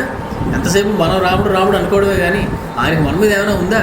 మనం నిద్రపోతున్నాం కదా అని మనతో చెప్పకుండా వెళ్ళిపోతాడు ఆయన అని చెప్పి కొంతమంది బాధపడుతున్నారు. యోన సదా పాలయతి పితా పుత్రానివౌరసాన్ కథం రఘూణాం స శ్రేష్ఠః త్యక్త్వానో విపినంగతః. ఇక్ష్వాకు కుల రాజులందరూ ప్రజల్ని బిడ్డల్లా ప్రేమిస్తారంటే నిజమే అనుకున్నాం. వీళ్ళందరిలోకి శ్రేష్ఠుడు రామచంద్రమూర్తి అంటే అది నిజమే అనుకున్నాం. ప్రజలని పిల్లలా పాలించేటువంటి ఇక్ష్వాకు మహారాజుల్లో శ్రేష్ఠుడైనటువంటి రామచంద్రమూర్తి తన పిల్లల్లాంటి వాళ్ళందరినీ వదిలేసి ఇక్కడ చెప్పకుండా నిద్రపోతూ ఉంటే వనాల్లోకి రథాన్ని తీసుకెళ్ళిపోయి మనందరినీ విడిచిపెట్టి వెళ్ళిపోవడం తగునా అని చెప్పి కొందరు బాధపడ్డారు. ఇహైవ నిధనం యామో మహాప్రస్థానమేవ వా రామేణ రహితానాం హి కిమర్థం జీవితం హినః. వైరాగ్యాలు రకరకాలుగా ఉంటాయి. ప్రసూతి వైరాగ్యం అని, పురాణ వైరాగ్యం అని, శ్మశాన వైరాగ్యం అని రకాలుగా ఉంటాయి. ఇది రకమైనటువంటి శ్మశాన వైరాగ్యంలో ఉన్నారు వాళ్ళు. రామచంద్రమూర్తి విడిచి వెళ్ళిపోయాడే అనేటువంటి బాధతో కొందరు అంటున్నారు, మనం ఎక్కడికి వెళ్ళొద్దు, ఇహైవ ఇక్కడే ఏం చేద్దాం, నిధనం యామో ఇక్కడే కృంగి కృషించిపోయి మట్టిలో కలిసిపోదాం, మరణిద్దాం. మహాప్రస్థానమేవ మహాప్రస్థానానికి వెళ్ళిపోదాం. రామేణ రహితానాం కిమర్థం జీవితం హీనః. రాముడు లేకుండా అస్మాకం జీవితం కిమర్థం, మనకి ఎందుకు అసలు ఈ జీవితం ఎందుకు, ఈ బతుకెందుకు, ఇక్కడే మరణిస్తే బాగుంటుంది. ఇలాంటి మాటలన్నీ కూడా మనం చాలా సీరియస్గా తీసుకునేటువంటి అవకాశం లేదు. ఎవరైనా వెళ్ళిపోయినప్పుడు చూడండి, ఆయనతో పాటు నేను వెళ్ళిపోతాను, నన్ను అందు మీద పెట్టి కాల్చేయండి అంటారు. ఎవరుగా పట్టుకెళ్ళి కాల్చేస్తామంటే ఒప్పుకోరు. మళ్ళీ వాళ్ళే లేచి వచ్చి అన్నంత ఏదో ఆట వరుస కంటే నువ్వు పట్టుకెళ్ళిపోయి దాన్ని పడుకోబెట్టేస్తావా అని చెప్పి వాళ్ళే మీదకి వచ్చేస్తారు, కొడతారు కూడా. కాబట్టి అది ఏదో ఒక ఆవేశంలోనేటువంటి మాట అందరి ప్రజలకి చెందుతుంది. అది రాముడు లేకపోయి ఈ జీవితం ఎందుకు, మనం వెనక్కి వెళ్లకుండా ఇక్కడే నిధనం యామో అని చెప్పి వాళ్ళందరూ అనుకున్నారు. సంతి శుష్కాని కాష్టాని ప్రభూతాని మహాంతి చ తైః ప్రజ్వాల్య చితాం సర్వే ప్రవిశామోధ పావకం. ఓ పని చేద్దాం, ఇక్కడ ఎండిపోయినటువంటి కర్రలు చాలా ఉన్నాయి, అందరూ ఎండిపోయినటువంటి కర్రలు పట్టుకుని పెద్ద మంట వేద్దాం. ఒకళ్ళ తర్వాత ఒకళ్ళు అందరూ దూకి సమిధల్లాగా మనందరం కూడా విశామలో ప్రవేశించేద్దాం. కిం వక్ష్యామో మహాబాహు అనసూయ ప్రియం వదః నీతః స రాఘవో అస్మాభిః ఇతి వక్తుం కథం క్షమం. అంత గొప్పవాడైనటువంటి ప్రియంవదుడైనటువంటి మహాబాహు అయినటువంటి రామచంద్రమూర్తిని ఎవరినైతే మనం ఒక క్షణం కూడా విడిచిపెట్టి ఉండలేమో అనుకునే వాళ్ళమో అతడు మన నుంచి ఇలా దూరంగా తీసుకెళ్ళిపోబడ్డాడు అంటే ఏం చెప్తాం మనం ఈ ప్రకృతి యొక్క ఆ బ్రహ్మ యొక్క లీలలు అని చెప్పి కొందరు ఉదాసీనంగా ఉండిపోయారు. సా నూనం నగరీ దీనా దృష్ట్వాస్మాన్ రాఘవం వినా భవిష్యతి నిరానంద సస్త్రీ బాలవయోధిక. ఇంకోటి ఆలోచించండి, ఇప్పుడు మనందరం కనుక నగరంలోకి వెడితే మన అసలు రాణిస్తారా? ఆడవాళ్ళు కానీ, పిల్లలు కానీ, పెద్దవాళ్ళు, ముసలివాళ్ళు కానీ ఛీ అని తిట్టరు మనని. రామచంద్రమూర్తిని వదిలి మీరు వెనక్కి వచ్చేస్తారా అని చెప్పి మనని యావగించుకోరా వాళ్ళన్నారు. నిర్యాతాస్తేన వీరేణ సహ నిత్యం జితాత్మనా విహీనాస్తేన చ పునః కథం పశ్యామ తాం పురీం. అటువంటి మహానుభావుడితో ఇన్నాళ్ళు కలిసిమెలిసి జీవించాం. అతడు లేకుండా తిరిగి మళ్ళీ ఆ నగరం వైపు కన్నెత్తి ఎలా చూడగలం? అతను లేని నగరం మనం ఊహించగలమా? ఇతీవ బహుధా వాచో బాహుముద్యమ్యతే జనాః విలపత్తస్మదుఃఖార్తాః వివత్సాః ఇవ ధేనవః. బిడ్డని కోల్పోయిన, దూడని కోల్పోయిన ఆవులు ఏ రకంగా ఏడుస్తాయో ఆ రకంగా రామచంద్రమూర్తి వెళ్ళిపోయిందని వీళ్ళందరూ కూడా చేతులెత్తి బావురుమని విలపిస్తూ ఉన్నారు. బాహుం ఉద్యమ్య, చేతులెత్తి బాగా విలపిస్తూ ఉన్నారు. తతో మార్గానుసారేణ గత్వా కించిత్ క్షణం పునః మార్గనాశాద్ విషాదేన మహతా సమభిప్లుతాః. ఒకడెవడో లేచి అరిచాడు, ఇదిగో రథచక్రాల యొక్క గుర్తులు నాకు కనపడుతున్నాయి, దీని వెనకాల వెళదాం పదండి అని. వెంటనే అందరూ కూడా ఆ మార్గాన్ని పట్టుకుని రండి రండి రండి ఎక్కడ వాళ్ళందరూ పిలిచారు. రథచక్రాలను పట్టుకుని ఆ పక్కకి వెళ్ళారు. కొంత దూరం వెళ్ళేటప్పటికి ఆ రథచక్రాలు ఎటు వెళ్ళాయో మార్గం కూడా తెలియకుండా అయిపోయింది. కిమిదం కిం కరిష్యామో దైవోపహతా ఇతి. దైవం కూడా మనల్ని సరిగా చూడలేదు. దైవమే మనని ఈ రకంగా చేసింది, ఇంకా మనం ఎవరితో చెప్పుకోగలం, ఎవరితో మొరపెట్టుకోగలం అని చెప్పి వాళ్ళు అనుకున్నారు. తతో యథాగతేనైవ మార్గేణ క్లాంతచేతసః అయోధ్యాం అగమన్ సర్వే పురీం వ్యదిత సజ్జనాం. ఇందాక అనుకున్నాం కదా, అన్ని వేల మందిలో ఒక్కడంటే ఒక్కడు కూడా అక్కడ ఉండిపోలేదు. సర్వే జనాః పురీం అగమన్, అందరూ కూడా మళ్ళీ అయోధ్య నగరానికి వచ్చేసారు. వైరాగ్యం అనేది క్షణకాలమే ఉంటుంది, అది మళ్ళీ సంసార చక్రంలోకి లాగేస్తూ ఉంటుంది. అది ఎంతసేపు దూకేద్దాం, చనిపోదాం, ఇది చేద్దాం, అది చేద్దాం అనుకున్న వాళ్ళందరూ కూడా ఒక్కడు మిగలకుండా అందరూ మళ్ళీ అయోధ్య నగరానికి వెనక్కి వచ్చారు. ఆలోక్య నగరీం తాంచ క్షయ వ్యాకుల మానసాః ఆవర్తయంత తే అశ్రూణి నయనైః శోకపీడితైః. శోకపీడితమైనటువంటి ఆ నయన బాష్పములని వాళ్ళు కళ్ళలో నిండిన వాళ్ళై ఆ నగరం దగ్గరికి వచ్చి చూస్తున్నారు. వాళ్ళు ఏషా రామేణ నగరీ రహిత నాతి శోభతే ఆపగా గరుడే నేవ ప్రదాదుధృత పన్నగా. ఇదివరకు కూడా ఇదే ఉపమానాన్ని చెప్పారు మహర్షి. గరుత్మంతుడు వచ్చి ఒక రథంలో ఉన్నటువంటి పాములన్నింటినీ తీసుకెళ్ళి వెళ్ళిపోయినట్లయితే ఏమాత్రం కదలిక లేకుండా ప్రశాంతంగా ఉండి లోపల పాములు కదలిక లేకుండా ఉన్నటువంటి రథం ఎలా ఉంటుందో ఆ రకంగా అయోధ్య నగరం మొత్తం కూడా ఏషా రామేణ నగరీ రహిత నాతి శోభతే. రాముడు లేనటువంటి అయోధ్య నగరం ఏమీ శోభగా లేదు, చాలా దీనంగా కనిపిస్తున్నది. చంద్రహీనమివాకాశం తోయహీనమివార్ణవం అపశ్యన్ నిహతానందం నగరం తే విచేతసః. చంద్రహీనమివ ఆకాశం, ఆకాశంలో చంద్రుడు లేని ఆకాశం ఒక ఆకాశమే. తోయహీనమివార్ణవం, నీళ్లు లేని సముద్రం కూడా ఒక సముద్రమేనా. అలాగే రామచంద్రహీనం అయోధ్య, రామచంద్రహీన అయోధ్య, రామచంద్రుడు లేనటువంటి అయోధ్య ఈ రకంగా కనపడుతూ ఉన్నది. తేతాని వేష్మాని మహాధనాని దుఃఖేన దుఃఖోపహతా విశంతః నైవ ప్రజజ్ఞుః స్వజనం పరం వా నిరీక్షమాణాః ప్రవినష్టహర్షాః. ఒక రకంగా చెప్పాలంటే వాళ్ళు నగరంలో నడుస్తూ ఉన్నారు, కానీ ఒక షాక్కు గురైనటువంటి వాడు ఏ రకంగా ఉంటాడు, వాడి చుట్టుపక్కల ఏం జరుగుతుందో తెలియదు. వాళ్ళు ఎవరైనా కనపడుతుంటే వాళ్ళు గుర్తుపట్టలేకపోతున్నారు. మనుషులు వస్తుంటే వీళ్ళు మనుషులు వస్తున్నారని తెలియట్లేదు, వాళ్ళు గుద్దేసుకుంటున్నారు. ఒక రకమైన వేరే లోకంలో ఉన్నట్టుగా తమ మానసిక ప్రవృత్తులన్నీ కూడా లోపలికి తీసుకెళ్ళిపోబడి ఏమీ కూడా పైన జరుగుతున్నది గుర్తించలేనటువంటి స్థితిలో వాళ్ళు అలాగా నగరంలో ప్రవేశించారట. తేషామేవం ఏనం నిషణ్ణానాం పీడితానాం అతీవ చ బాష్పవిప్లుతనేత్రాణాం సశోకానాం ముమూర్షయా అనుగమ్య నివృత్తానాం రామం నగరవాసినాం ఉద్గతానీవ సత్వాని బభూవుః అమనస్వినాం. ఈ రకంగా విషణ్ణులై బాధ చేత పీడింపబడుతున్న వాళ్ళై, బాష్పములతో నిండినటువంటి కన్నులు కలవాళ్ళై, శోకం చేత ముమూర్షయ మర్తుమిచ్చా ముమూర్ష మరణించాలి అనేటువంటి కోరిక కలవాళ్ళు, జీవించాలనేటువంటి ఇచ్చ ఏమాత్రం లేని వాళ్ళు వస్తున్నటువంటి దాన్ని నగరంలోకి ప్రవేశిస్తూ ఉన్నారు. వాళ్ళు ధైర్యహీనులై రామచంద్రమూర్తి వెళ్ళిపోయారు అనేటువంటి శ్లోకంతో స్వం స్వం నిలయమాగమ్య పుత్రదానై సమావృతాః అశ్రూణి ముముచుః సర్వే బాష్పేణ విహితాననాః. వాళ్ళు కనపడేటప్పటికి వాళ్ళని పట్టుకుని బావురుమని ఏడుస్తున్నారు, రామచంద్రుడు వెళ్ళిపోయాడు సుమా అని. వాళ్ళని చూసి వాళ్ళందరూ కూడా బావురుమని ఏడుస్తున్నారు, రామచంద్రమూర్తిని వెళ్ళిపోయారా, మీరు రమ్మన్నా రాలేదా అని వాళ్ళు ఏడుస్తున్నారు. నచాహృష్యన్ నచామోదన్ వణిజో న ప్రసారయన్ నచాశోభంత పుణ్యాని నాపచన్ గృహమేధినః.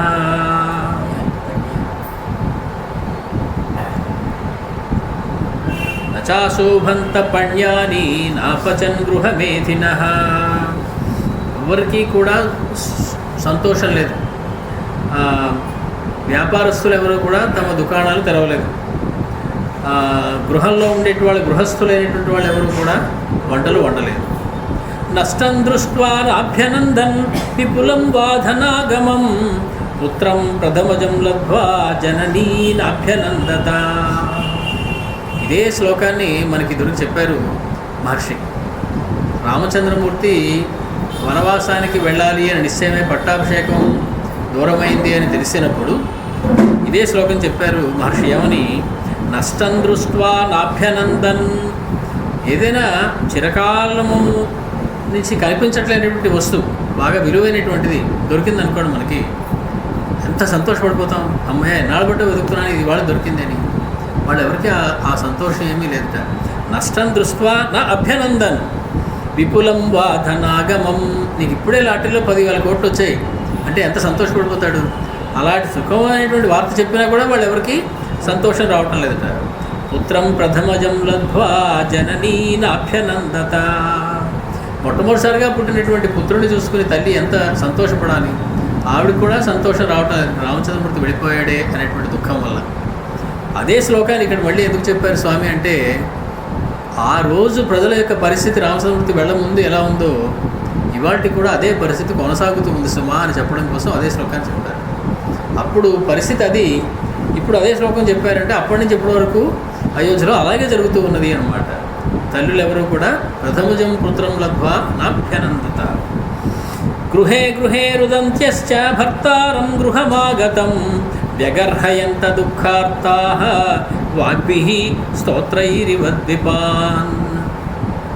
ఆడవాళ్ళందరూ కూడా దుఃఖంతో ఇంటికి వచ్చిన భర్తల్ని ఏనుగుని అంకుశంతో పొడిచినట్టు పొడుస్తున్నారట. గుర్తుందా నీకు? అసలు రామచంద్రమూర్తిని వదిలిపెట్టి వచ్చేస్తావు, ఇక్కడికి రాకపోతే ఇప్పుడు ఇక్కడ ఏం పెద్ద పని ఉందని నువ్వు వెనక్కి వచ్చావు అని చెప్పి వాళ్ళు చాలా వాడి అయినటువంటి మాటలతోటి ఇంటికి వచ్చిన భర్తల్ని వాళ్ళు తిడుతూ ఉన్నారట. కిన్ను తేషాం గృహైకార్యం కిం దారైః ధనేన వా పుత్రైర్వా కిం సుఖైర్వాపి ఏన పశ్యంతి రాఘవం. ఇక్కడ గృహంలో ఏం పని అసలు? భార్యలతో నీకేం పని? ధనంతో నీకేం పని? పుత్రులతో నీకేం పని? నీకు సుఖాలు కావాలి ఎందుకు అనుకుంటున్నావు? రాఘవుడు లేకుండా సుఖాలు అనుభవిద్దామని నీకు ఎలా అనిపించింది అసలు అని చెప్పి వాళ్ళు కేకలు వేస్తూ ఉన్నారు. ఏక సత్పురుషో లోకే లక్ష్మణ సహ సీతయా. గొప్ప అద్భుతమైనటువంటి మాట కూడా చెప్పారు వాళ్ళు. మొత్తం సృష్టిలో సత్పురుషుడు అనేటువంటి పేరు ఉంటే ఒకే ఒక్కడికి చెందుతుందట. అది ఎవరయ్యా సత్పురుషుడు అంటే లక్ష్మణస్వామి ఒక్కడే సత్పురుషుడు, తక్కిన వాళ్ళు ఎవరు సత్పురుషులు కారు. రామచంద్రమూర్తికి పురుషోత్తముడు అని పేరు, లక్ష్మణస్వామికి కూడా ఒక పేరు తగిలించారు, ఒక మంచి టైటిల్, ఒక బిరుదు వచ్చింది. ఏమని? ఏకః సత్పురుషః లోకే లక్ష్మణః సహ సీతయా యో నుగచ్చతి కాకుత్సం రామం పరిచరన్ వనే. సహసీతయా పరిచరన్ రామం. సీతాదేవితో కలిసి వనవాసానికి వెళ్ళిన రామచంద్రుడితోటి అనుగచ్చతి అనుగచ్చతి, ఎవరైతే రామచంద్రుడితో వెళ్ళాడో అతడు ఒక్కడే ఈ సృష్టిలో సత్పురుషుడు అనేటువంటి పేరుకి పాత్రుడైనటువంటి వాడు. ఆపగాహ కృతపుణ్యాస్తాః పద్మిన్యశ్చ సరాంసి చ యేషు స్నాస్యతి కాకుస్థో విగాహ్య సలిలం శచి.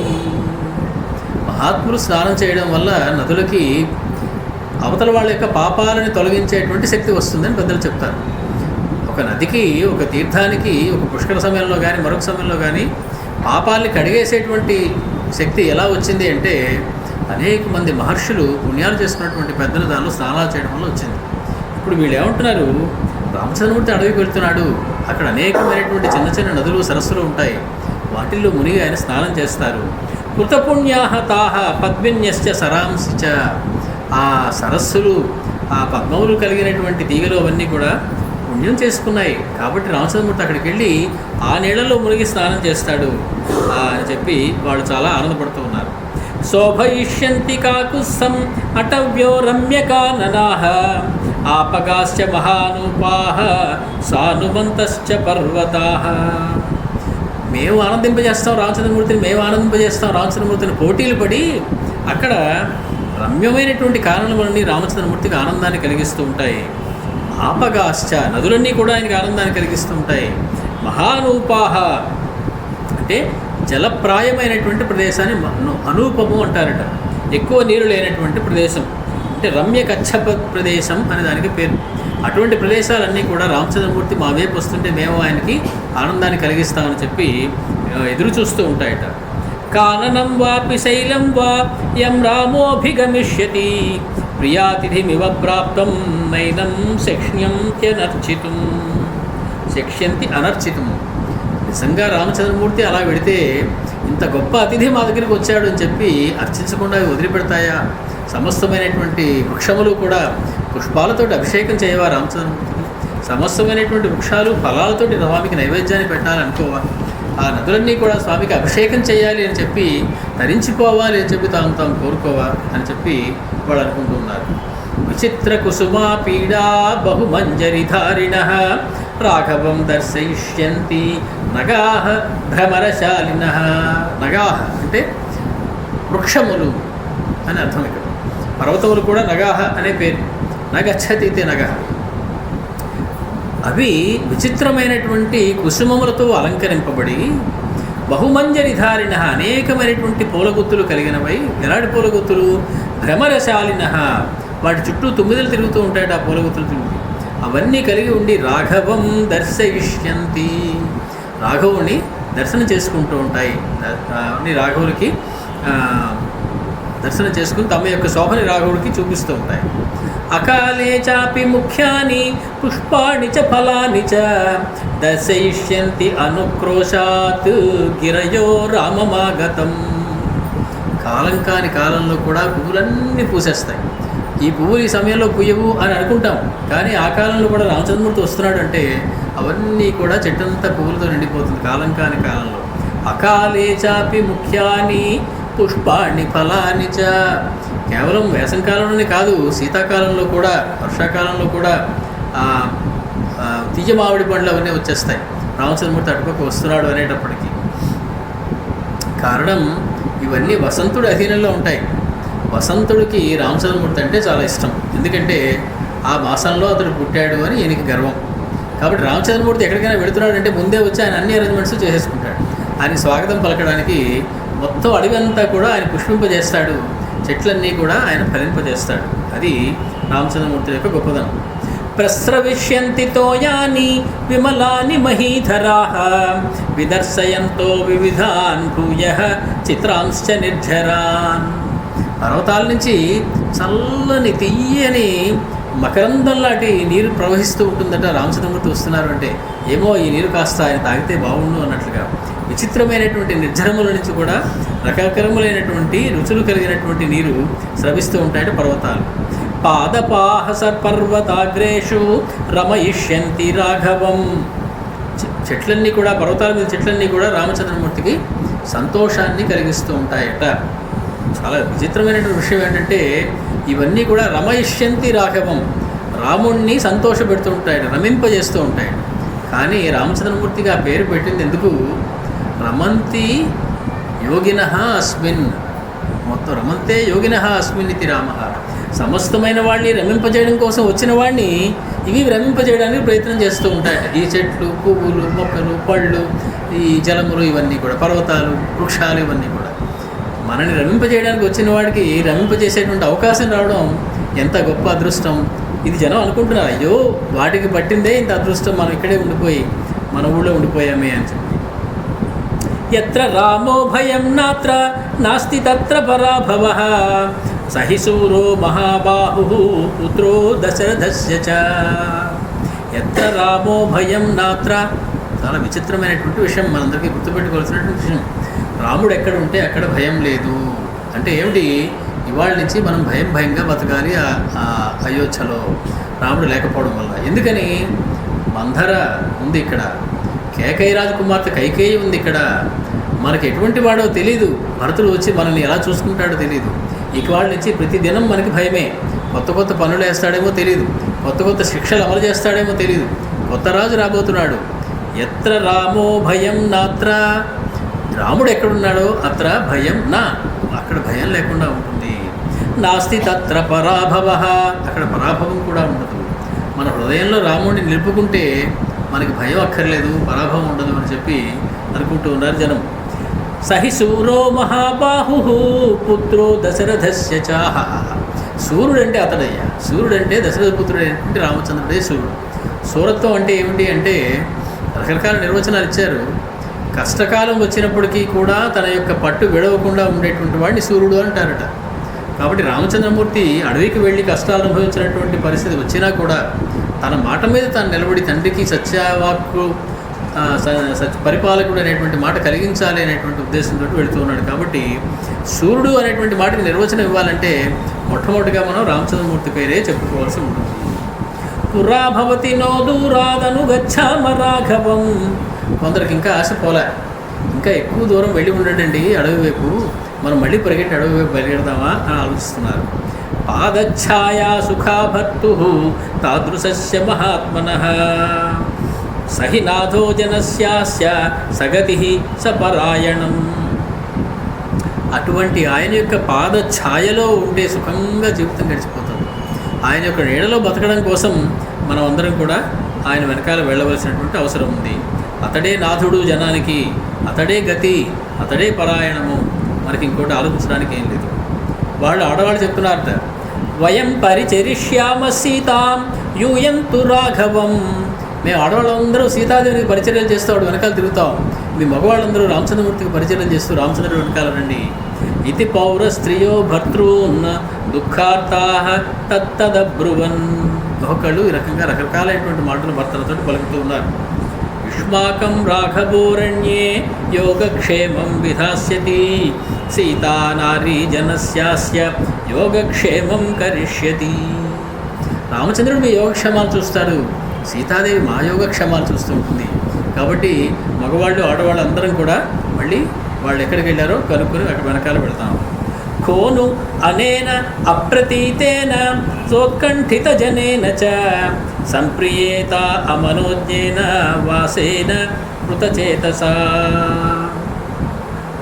ఇంత శోక సంబంధమైనటువంటి ఉత్కంఠతో పుట్టినటువంటి దీనితోటి ఇంకా బాధపడుతున్నటువంటి హృదయములు కలిగిన వాళ్ళై కైకేయ యది చేద్రాజ్యం స్యాత్ అధర్మ్యం అనాథవత్.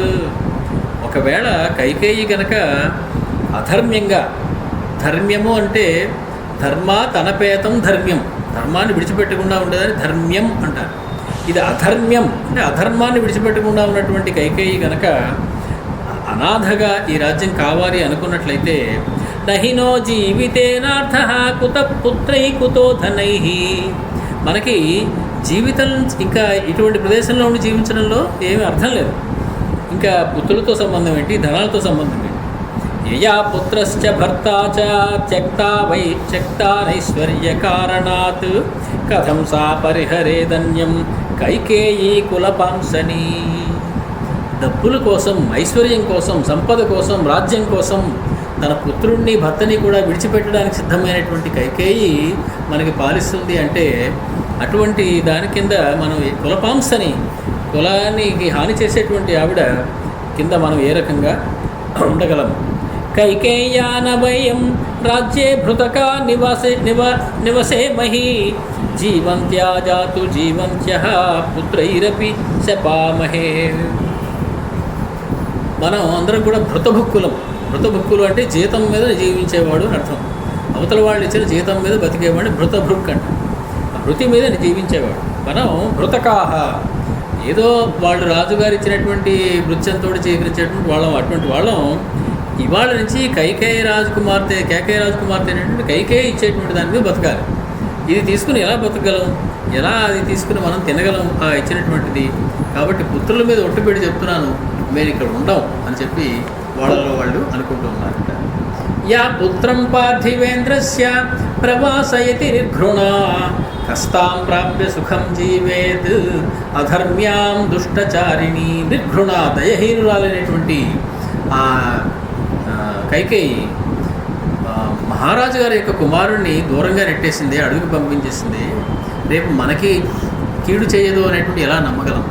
తన సొంత భర్తకే కీడు చేయడానికి తలపెట్టినటువంటి ఆవిడ మనకి కీడు చేయడం ఒక లెక్క ఆవిడకి.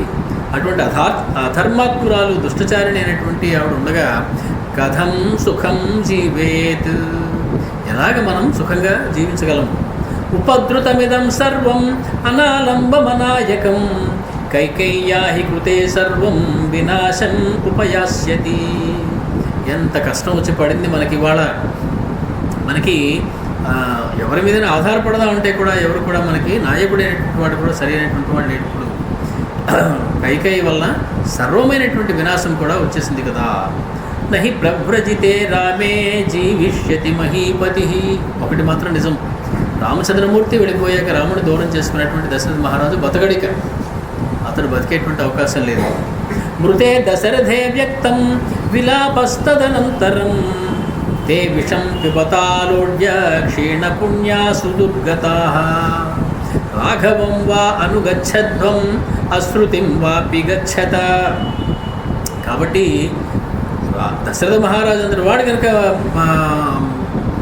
మరణించినట్లయితే ఇక మిగిలేదంతా విలాపమే జీవితం అంతా, ఇంకొకటి లేదు ఈ దేశానికి. కాబట్టి మనం క్షీణపుణ్యులమై దుర్గతి పాలై రాఘవుడితో అనుగత్యం వెళ్ళడానికి వీలైతే వెళ్ళడం, లేకపోతే అశ్రుతిం వాపి గచ్చత అంటే మన ఎవరిని గుర్తుపట్టని చోటుకి వెళ్ళిపోవాలి. ఇంకేమండి ఎలా ఉంది విశేషం మన ఎవరు గుర్తుపట్టి అడగకూడదు, మన పేరు పిలవకూడదు. ఎందుకంటే వాళ్ళకి మన మొహం చూపించలేము. మీరు ఎక్కడి వాళ్ళు, అయోధ్య నుంచి వచ్చారా అని ఎవరిని అడిగితే మన తల ఎక్కడ పెట్టుకోవాలి రేపు. కాబట్టి అశ్రుతిం అంటే మనకు తెలియని చోటు, మనకు వినని చోటు, మన గురించి ఎక్కడ మన వినపడని చోటు, అటువంటి చోటుకి మనం వెళ్ళిపోవాలి. మిథ్యా ప్రవ్రాజితో రామః ససీతః సహ లక్ష్మణః భరతే సన్నిసృష్టాస్మ సానికే పసవో యథా. కవేళాకి పసుపుని పంపించినట్టు రామచంద్రమూర్తిని అడవికి పంపించింది ఆ తల్లి. కుమారుడు దగ్గర లేనప్పుడు, భరతుడు దగ్గర లేనప్పుడు సీతతోటి లక్ష్మణుతోటి కలిపి మిథ్యా ప్రవ్రాజిత మోసం చేసి రామచంద్రమూర్తిని అడవికి పంపించింది. పూర్ణచంద్రాననశ్యామో గూఢజత్రురరిందమః. రామచంద్రమూర్తి పేరు గుర్తు తెచ్చుకోగానే వాళ్ళకి వెంటనే కొన్ని విశేషణాలు వచ్చేస్తాయి రాముడి గురించి. రామచంద్రమూర్తి పేరు ఇద్దరు కూడా అనుకున్న వాల్మీకి మహర్షి రామ అనేటువంటి పేరు చెప్పాలి అంటే ముందు కానీ వెనక కానీ ఆ తర్వాత కానీ ఒకటి కానీ అంతగానే ఎక్కువ కానీ విశేషణాలు వేయకుండా రామ అనేటువంటి మాట అన్నాడు ఆయన. పూర్ణచంద్రాననః పరిపూర్ణ పూర్ణచంద్రుడు అయినటువంటి ముఖం కలవాడు. చంద్రాననః అనేటువంటి మాటకి ఒక అభ్యంతరం తెలిపాడు. ఏమని? చంద్రుడి వంటి ఆనందం కలవాడట రామచంద్రమూర్తి, చంద్రుడి వంటి ముఖం కలవాడట. అంటే చంద్రుడు చూస్తే ఎప్పుడూ ఆహ్లాదంగానే ఉంటుంది పూర్ణచంద్రుడు, కాబట్టి ఎప్పుడూ ఆహ్లాదకరంగానే ఉంటుంది. అంటే చంద్రుడితోటి పోలుస్తావయ్యా రామచంద్రమూర్తి ముఖాన్ని, అది 15 రోజులు పెరుగుతుంది, 15 రోజులు తగ్గుతుంది, పైగా దానికి ఒక మత్స, అదేమో గురుపత్ని సంగమం చేసిందని చెప్పి దానికి ఒక శిక్ష, ఇన్ని ఉండగా అటువంటి చంద్రుడితోటి చంద్రకాంతానందం రామం అంటారా మీరు? అంటే సమాసాన్ని మార్చి చెప్పారు వెంటనే. చంద్రాత్ కాంతం ఆననం యస్య సహ చంద్రకాంతానన. చంద్రుని కంటే అందమైనటువంటి ముఖము వంటి ముఖము కలవాడట రామచంద్రమూర్తి. చంద్ర ఇవ కాంతం కాదు, చంద్రాత్ కాంతం, చంద్రుని కంటే. పంచమీ విభక్తి చెప్పుకోవాలయ్యా. చంద్రుడి వలే కాదు, చంద్రుడి లాగా కాదు, చంద్రుడి కంటే కాంతి కలిగిన మొహం కాబట్టి చంద్రకాంతారణం రామం అయ్యాడయ్యా అని చెప్పి పెద్దలు సవరించారు దాన్ని. వాల్మీకి మహర్షి తను ఆ మాట రాశాడు అంటే చంద్రుడి లాంటి మొహం రామచంద్రమూర్తి అనేయడం చాలా సులువు. కానీ వాల్మీకి మహర్షి ఉద్దేశం అదే అయ్యి ఉండదు. చంద్రుడి లాంటి మొహంతో అది అటువంటి చిన్నదానితో రామచంద్రమూర్తి పోలిస్తే అది నీచోపమం అవుతుంది. కాబట్టి చంద్రాత్ కాంతం ఆననం యస్య సహ చంద్రకాంతారణం రామం అని చెప్పి పెద్దలు చెప్తారు. అటువంటి వాడు నీలమేఘశ్యాముడు, బలమైనటువంటి ఈ జత్రు ప్రదేశం అంటే ఈ పిక్కలు కలిగినటువంటి వాడు, అరిందమహ శత్రువుల్ని జయించినటువంటి వాడు, ఆజానుబాహుడు, పద్మాక్షుడు, రాముడు, లక్ష్మణ పూర్వజుడు. ఎన్ని పేర్లు చెప్పారు చూడండి. పూర్ణచంద్రాననశ్యామో గూఢజత్రురరిందమః ఆజానుబాహు పద్మాక్షో రామో లక్ష్మణ పూర్వజః పూర్వభాషీ మధురః సత్యవాదీ మహాబలః సౌమ్యః చ సర్వలోకస్య చంద్రవత్ ప్రియదర్శనః. అతీవ ప్రియదర్శనః. ఎప్పుడు చూసినా ప్రియంగానే ఉంటుంది రామచంద్రమూర్తి మొహం. ఆ రామచంద్రమూర్తి పేరే అలా పెట్టారు, రమణీయత్వాత్ రామ అని. రమణీయమైనటువంటి వాడు కాబట్టి రాముడట. రమణీయము అంటే ఏమిటి అన్నారు. క్షణక్షణం ఎన్నవతాముపైతి తదేవ రూపం రమణీయతాయా అని చెప్పి దానికి నిర్వచనం చెప్పారు. పాము చూడండి, బాగా అందంగా నాట్యం చేసేటువంటి నాగుపాము దూరం నుంచి చూస్తే చాలా అందంగానే ఉంటుంది. కాసేపు చూడండి చిరాకు వస్తుంది, దగ్గరికి వెళ్ళడానికి ప్రయత్నించండి భయం వేస్తుంది. అంటే ఎంత అందంగా ఉన్న వస్తువైనా సరే సృష్టిలో కొంతసేపటి తర్వాత మనం దాన్ని చూడలేము. మనకి అనుకుంటాం, నేను చాలాసార్లు చెప్తాను, తిరుపతిలో వెంకటేశ్వర స్వామి విగ్రహం అయినా సరే ఏమంటే మీకు అరగంటలో అరక్షణలో పంపించేస్తారండి, ఇలా బాగోలేదు అంటే అయ్యా బాబు ఒక్కళ్ళి 2 గంటలు ఉంచుదాం రండి అనండి. ఏమంటే మాకు తిరుమల టైం అయిపోతుందని మేము వెళ్ళాలి అర్జెంటుగా, ఇంతసేపు పెట్టేస్తే ఎలాగండి అంటాం. మనమే ఉండలేము అంతసేపు. కాబట్టి అందంగా ఉన్నది ఏదైనా సరే మన మనసుని ఆహ్లాదకరించిన పట్టుకోవాలి అంటే అది కేవలం రామచంద్రమూర్తికి మాత్రమే సాధ్యం. అది అందుకే అతడు అతీవ ప్రియదర్శన, చంద్రవత్ ప్రియదర్శన. చంద్రుణ్ణి, పూర్ణచంద్రుని చూసి భార్య చచా ఎలా ఉంది అని ఎవరు అనరు. పూర్ణచంద్రుడు, పున్నమనాటి చంద్రుడు అందరికీ ఆహ్లాదాన్ని ఇస్తాడు. ఆ రకంగా మా రామచంద్రమూర్తి ప్రియదర్శనుడట. నూనం పురుషశార్దూలో మత్తమాతంగ విక్రమ శోభయిష్యత్యరణ్యాని విచరం సమహారథ. అయినా అయోధ్య నగరంలో ఉండి ఏం చేస్తాడే మా స్వామి, మత్త మాతంగ విక్రమ, మదపుటేనుగు వంటి పరాక్రమం కలిగినటువంటి మా స్వామి. మదపుటేనుగులు అయోధ్యలో ఉంటే బాగుంటుందా, అరణ్యంలో ఉంటే బాగుంటుందా? అరణ్యంలో ఉంటేనే బాగుంటుంది. కాబట్టి ఆయన అరణ్యాన్ని శోభయిష్యతి, అరణ్యానికి కొత్త అందం తీసుకొస్తాడు మా రామచంద్రమూర్తి. మత్త మాతంగ విక్రముడే అరణ్యాల్లో విచరన్ నడుస్తూ ఆ మహారథుడైనటువంటి వాడు. ఆస్తథా విలపంత్యస్తు నగరే నాగర స్త్రియః చుక్రుషు దుఃఖ సంతప్తాః మృత్యోరివ భయాగమే.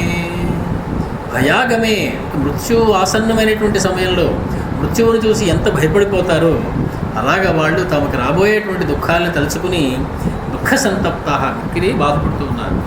ఇత్యేవం విలపంతీనాం స్త్రీణాం వేశ్మశు రాఘవం జగామ అస్తం దినకరో రజనీ చాభ్యవర్తత. ఈ దుఃఖాన్ని, ఏడుపుల్ని చూడలేకపోయాడా అన్నట్లుగా సూర్యభగవానుడు నేను చూడలేకపోతానని కళ్ళు మూసుకున్నాడా అన్నట్లుగా రాత్రి వచ్చేసిందట. సూర్యుడు అస్తమించాడట.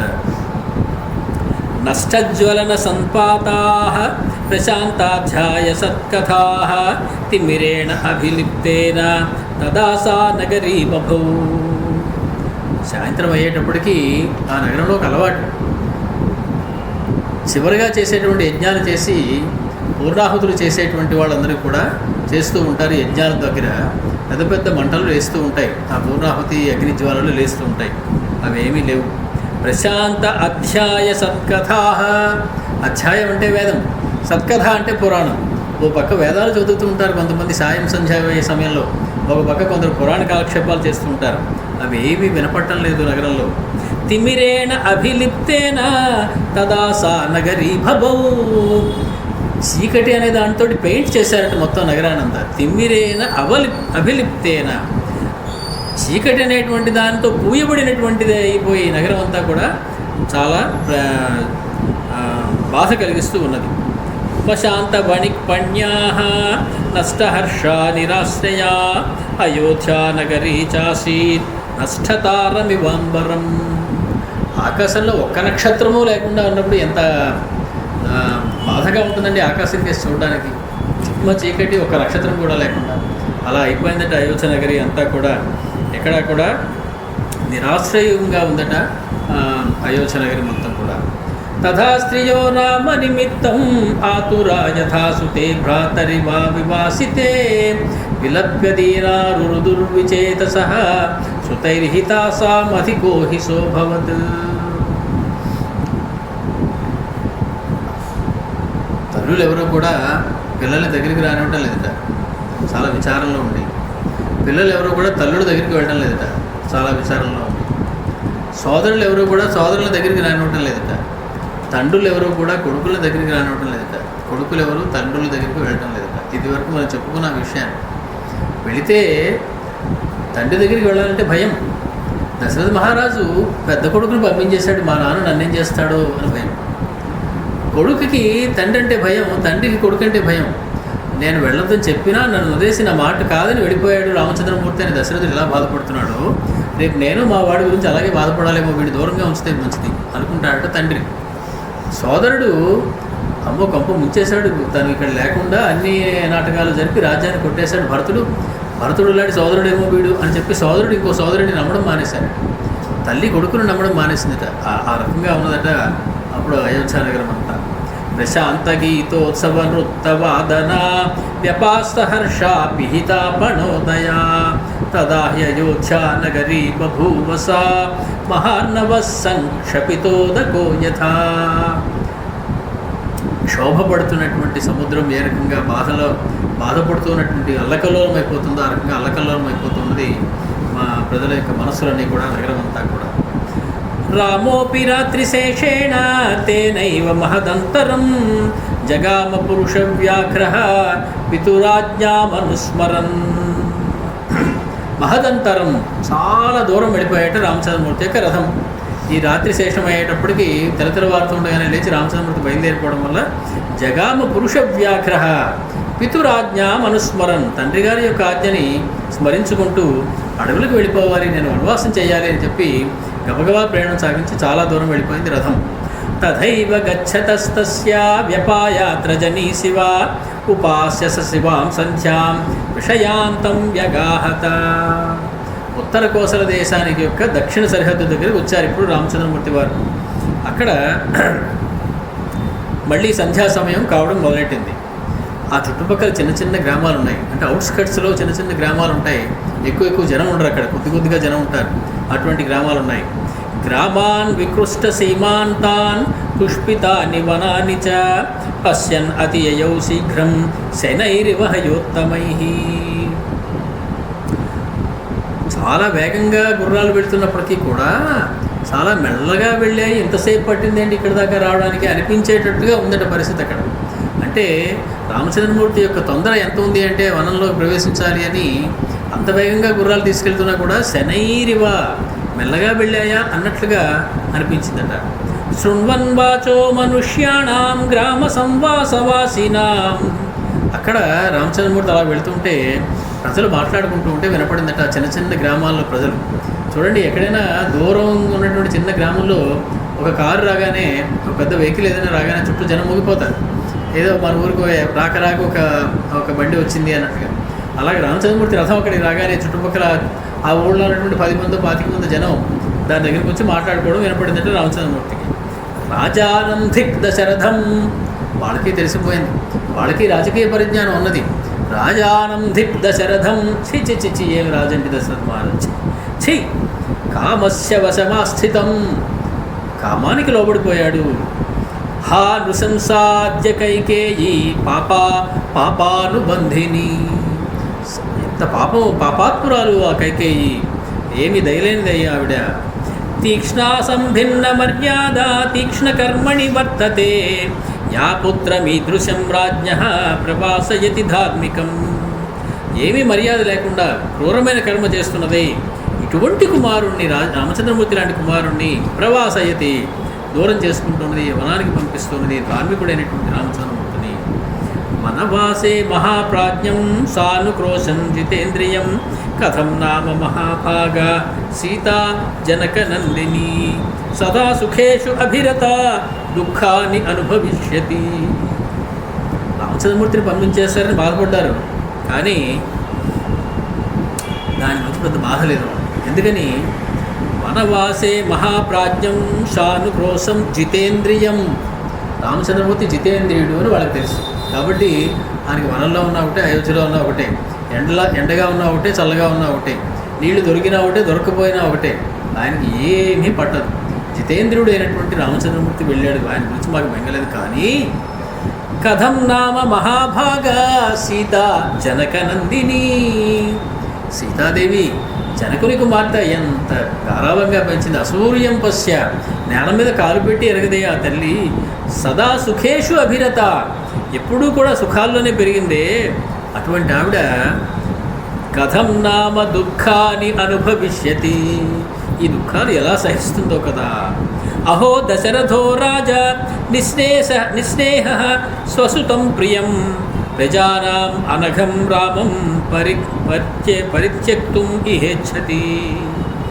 అసలు ఏమీ ప్రేమ లేనివాడై, దయలేనివాడై, కొడుకు మీద ఏమాత్రం కూడా అనురాగం లేనివాడై తన సొంత కుమారుణ్ణి, ప్రియమైనటువంటి కుమారుణ్ణి, ప్రజలందరికీ నచ్చిన వాడిని, పుణ్యాత్ముడైనటువంటి రాముడిని దూరం చేసుకోవడానికి కోరుకున్నాడంటే ఆ దశరథుని ఏం చెప్పాలి? ఏతావాచో మనుష్యాణం గ్రామ సంవాసవాసినాం శృణ్వన్ అతియయౌ వీరః కోసలాన్ కోసలేశ్వరః. ఈ మాటలన్నీ వింటూ రామచంద్రమూర్తి కోసల దేశంలోకి ప్రవేశించాడు. అంటే ఉత్తర కోసలం దాటి దక్షిణ కోసలంలోకి ప్రవేశించాడు. ఈ రెండు రాజ్యాలకి మధ్య, ఉత్తర కోసలకి రాజధాని అయోధ్య, దక్షిణ కోసలకి ఉత్తర కోసలకి మధ్య ఒక నది ప్రవహిస్తూ ఉన్నది. ఆ నది పేరు వేదశ్రుతిం నామ. తతో వేదశ్రుతిం నామ శివవారి వహాం నదీం ఉత్తీర్యాభిముఖ ప్రాయాత్ అగస్త్యాధృషితాం దిశం. నది అని పేరే కానీ బాగా లోతైన నది అయ్యి ఉండదు. ఆ నదిలోంచి ఈ రథాన్ని నడుపుకుంటూ ఆ నదిని దాటారట. నదిలోంచి దాటారా, నది మీద ఏదైనా ఒక వారధి లాంటిది కట్టి ఉందా ఆ సమయానికే మనకు తెలియదు. మొత్తానికి ఆ నదిని ఆ రథం మీద వాళ్ళు దాటి అగస్త్యాధ్యుషితాం దిశం, అగస్త్యుడి దిక్కు వైపు ప్రయాణం చేశారట. దక్షిణ దిక్కు వైపుగా రథం సాగుతూ ఉన్నది. కొంతసేపు గడిచేటప్పటికి ఇంకో నది అడ్డం వచ్చింది. బట్టి గత్వాతు సుచిరం కాలం తతః శివజలాం నదీం గోమతీం గోయుతానుపాం అతరత్ సాగరంగమాం. గోమతీ నది అడ్డం వచ్చింది. దాన్ని కూడా దాటి ఇంకా దక్షిణంగా ప్రయాణం సాగించారు.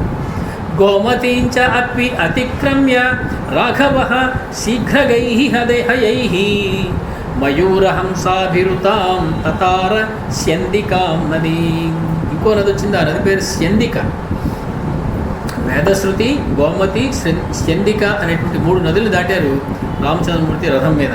అది సాగరం,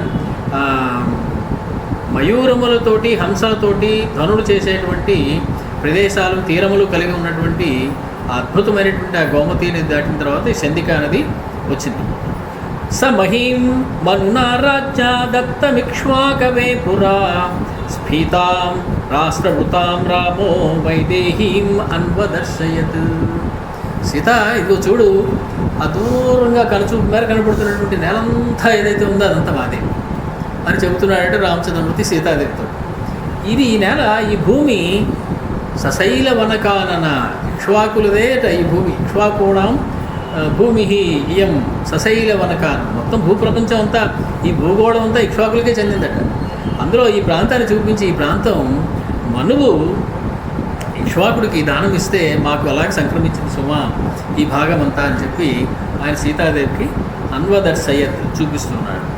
సూత ఇత్యేవ చాభాష్య సారథిం తం అభీక్ష్ణశః హంసమత్తస్వరః శ్రీమాన్ ఉవాచ పురుషర్షభః. కోసల సరిహద్దు కూడా దాటిపోతూ ఉన్నారు ఇప్పుడు.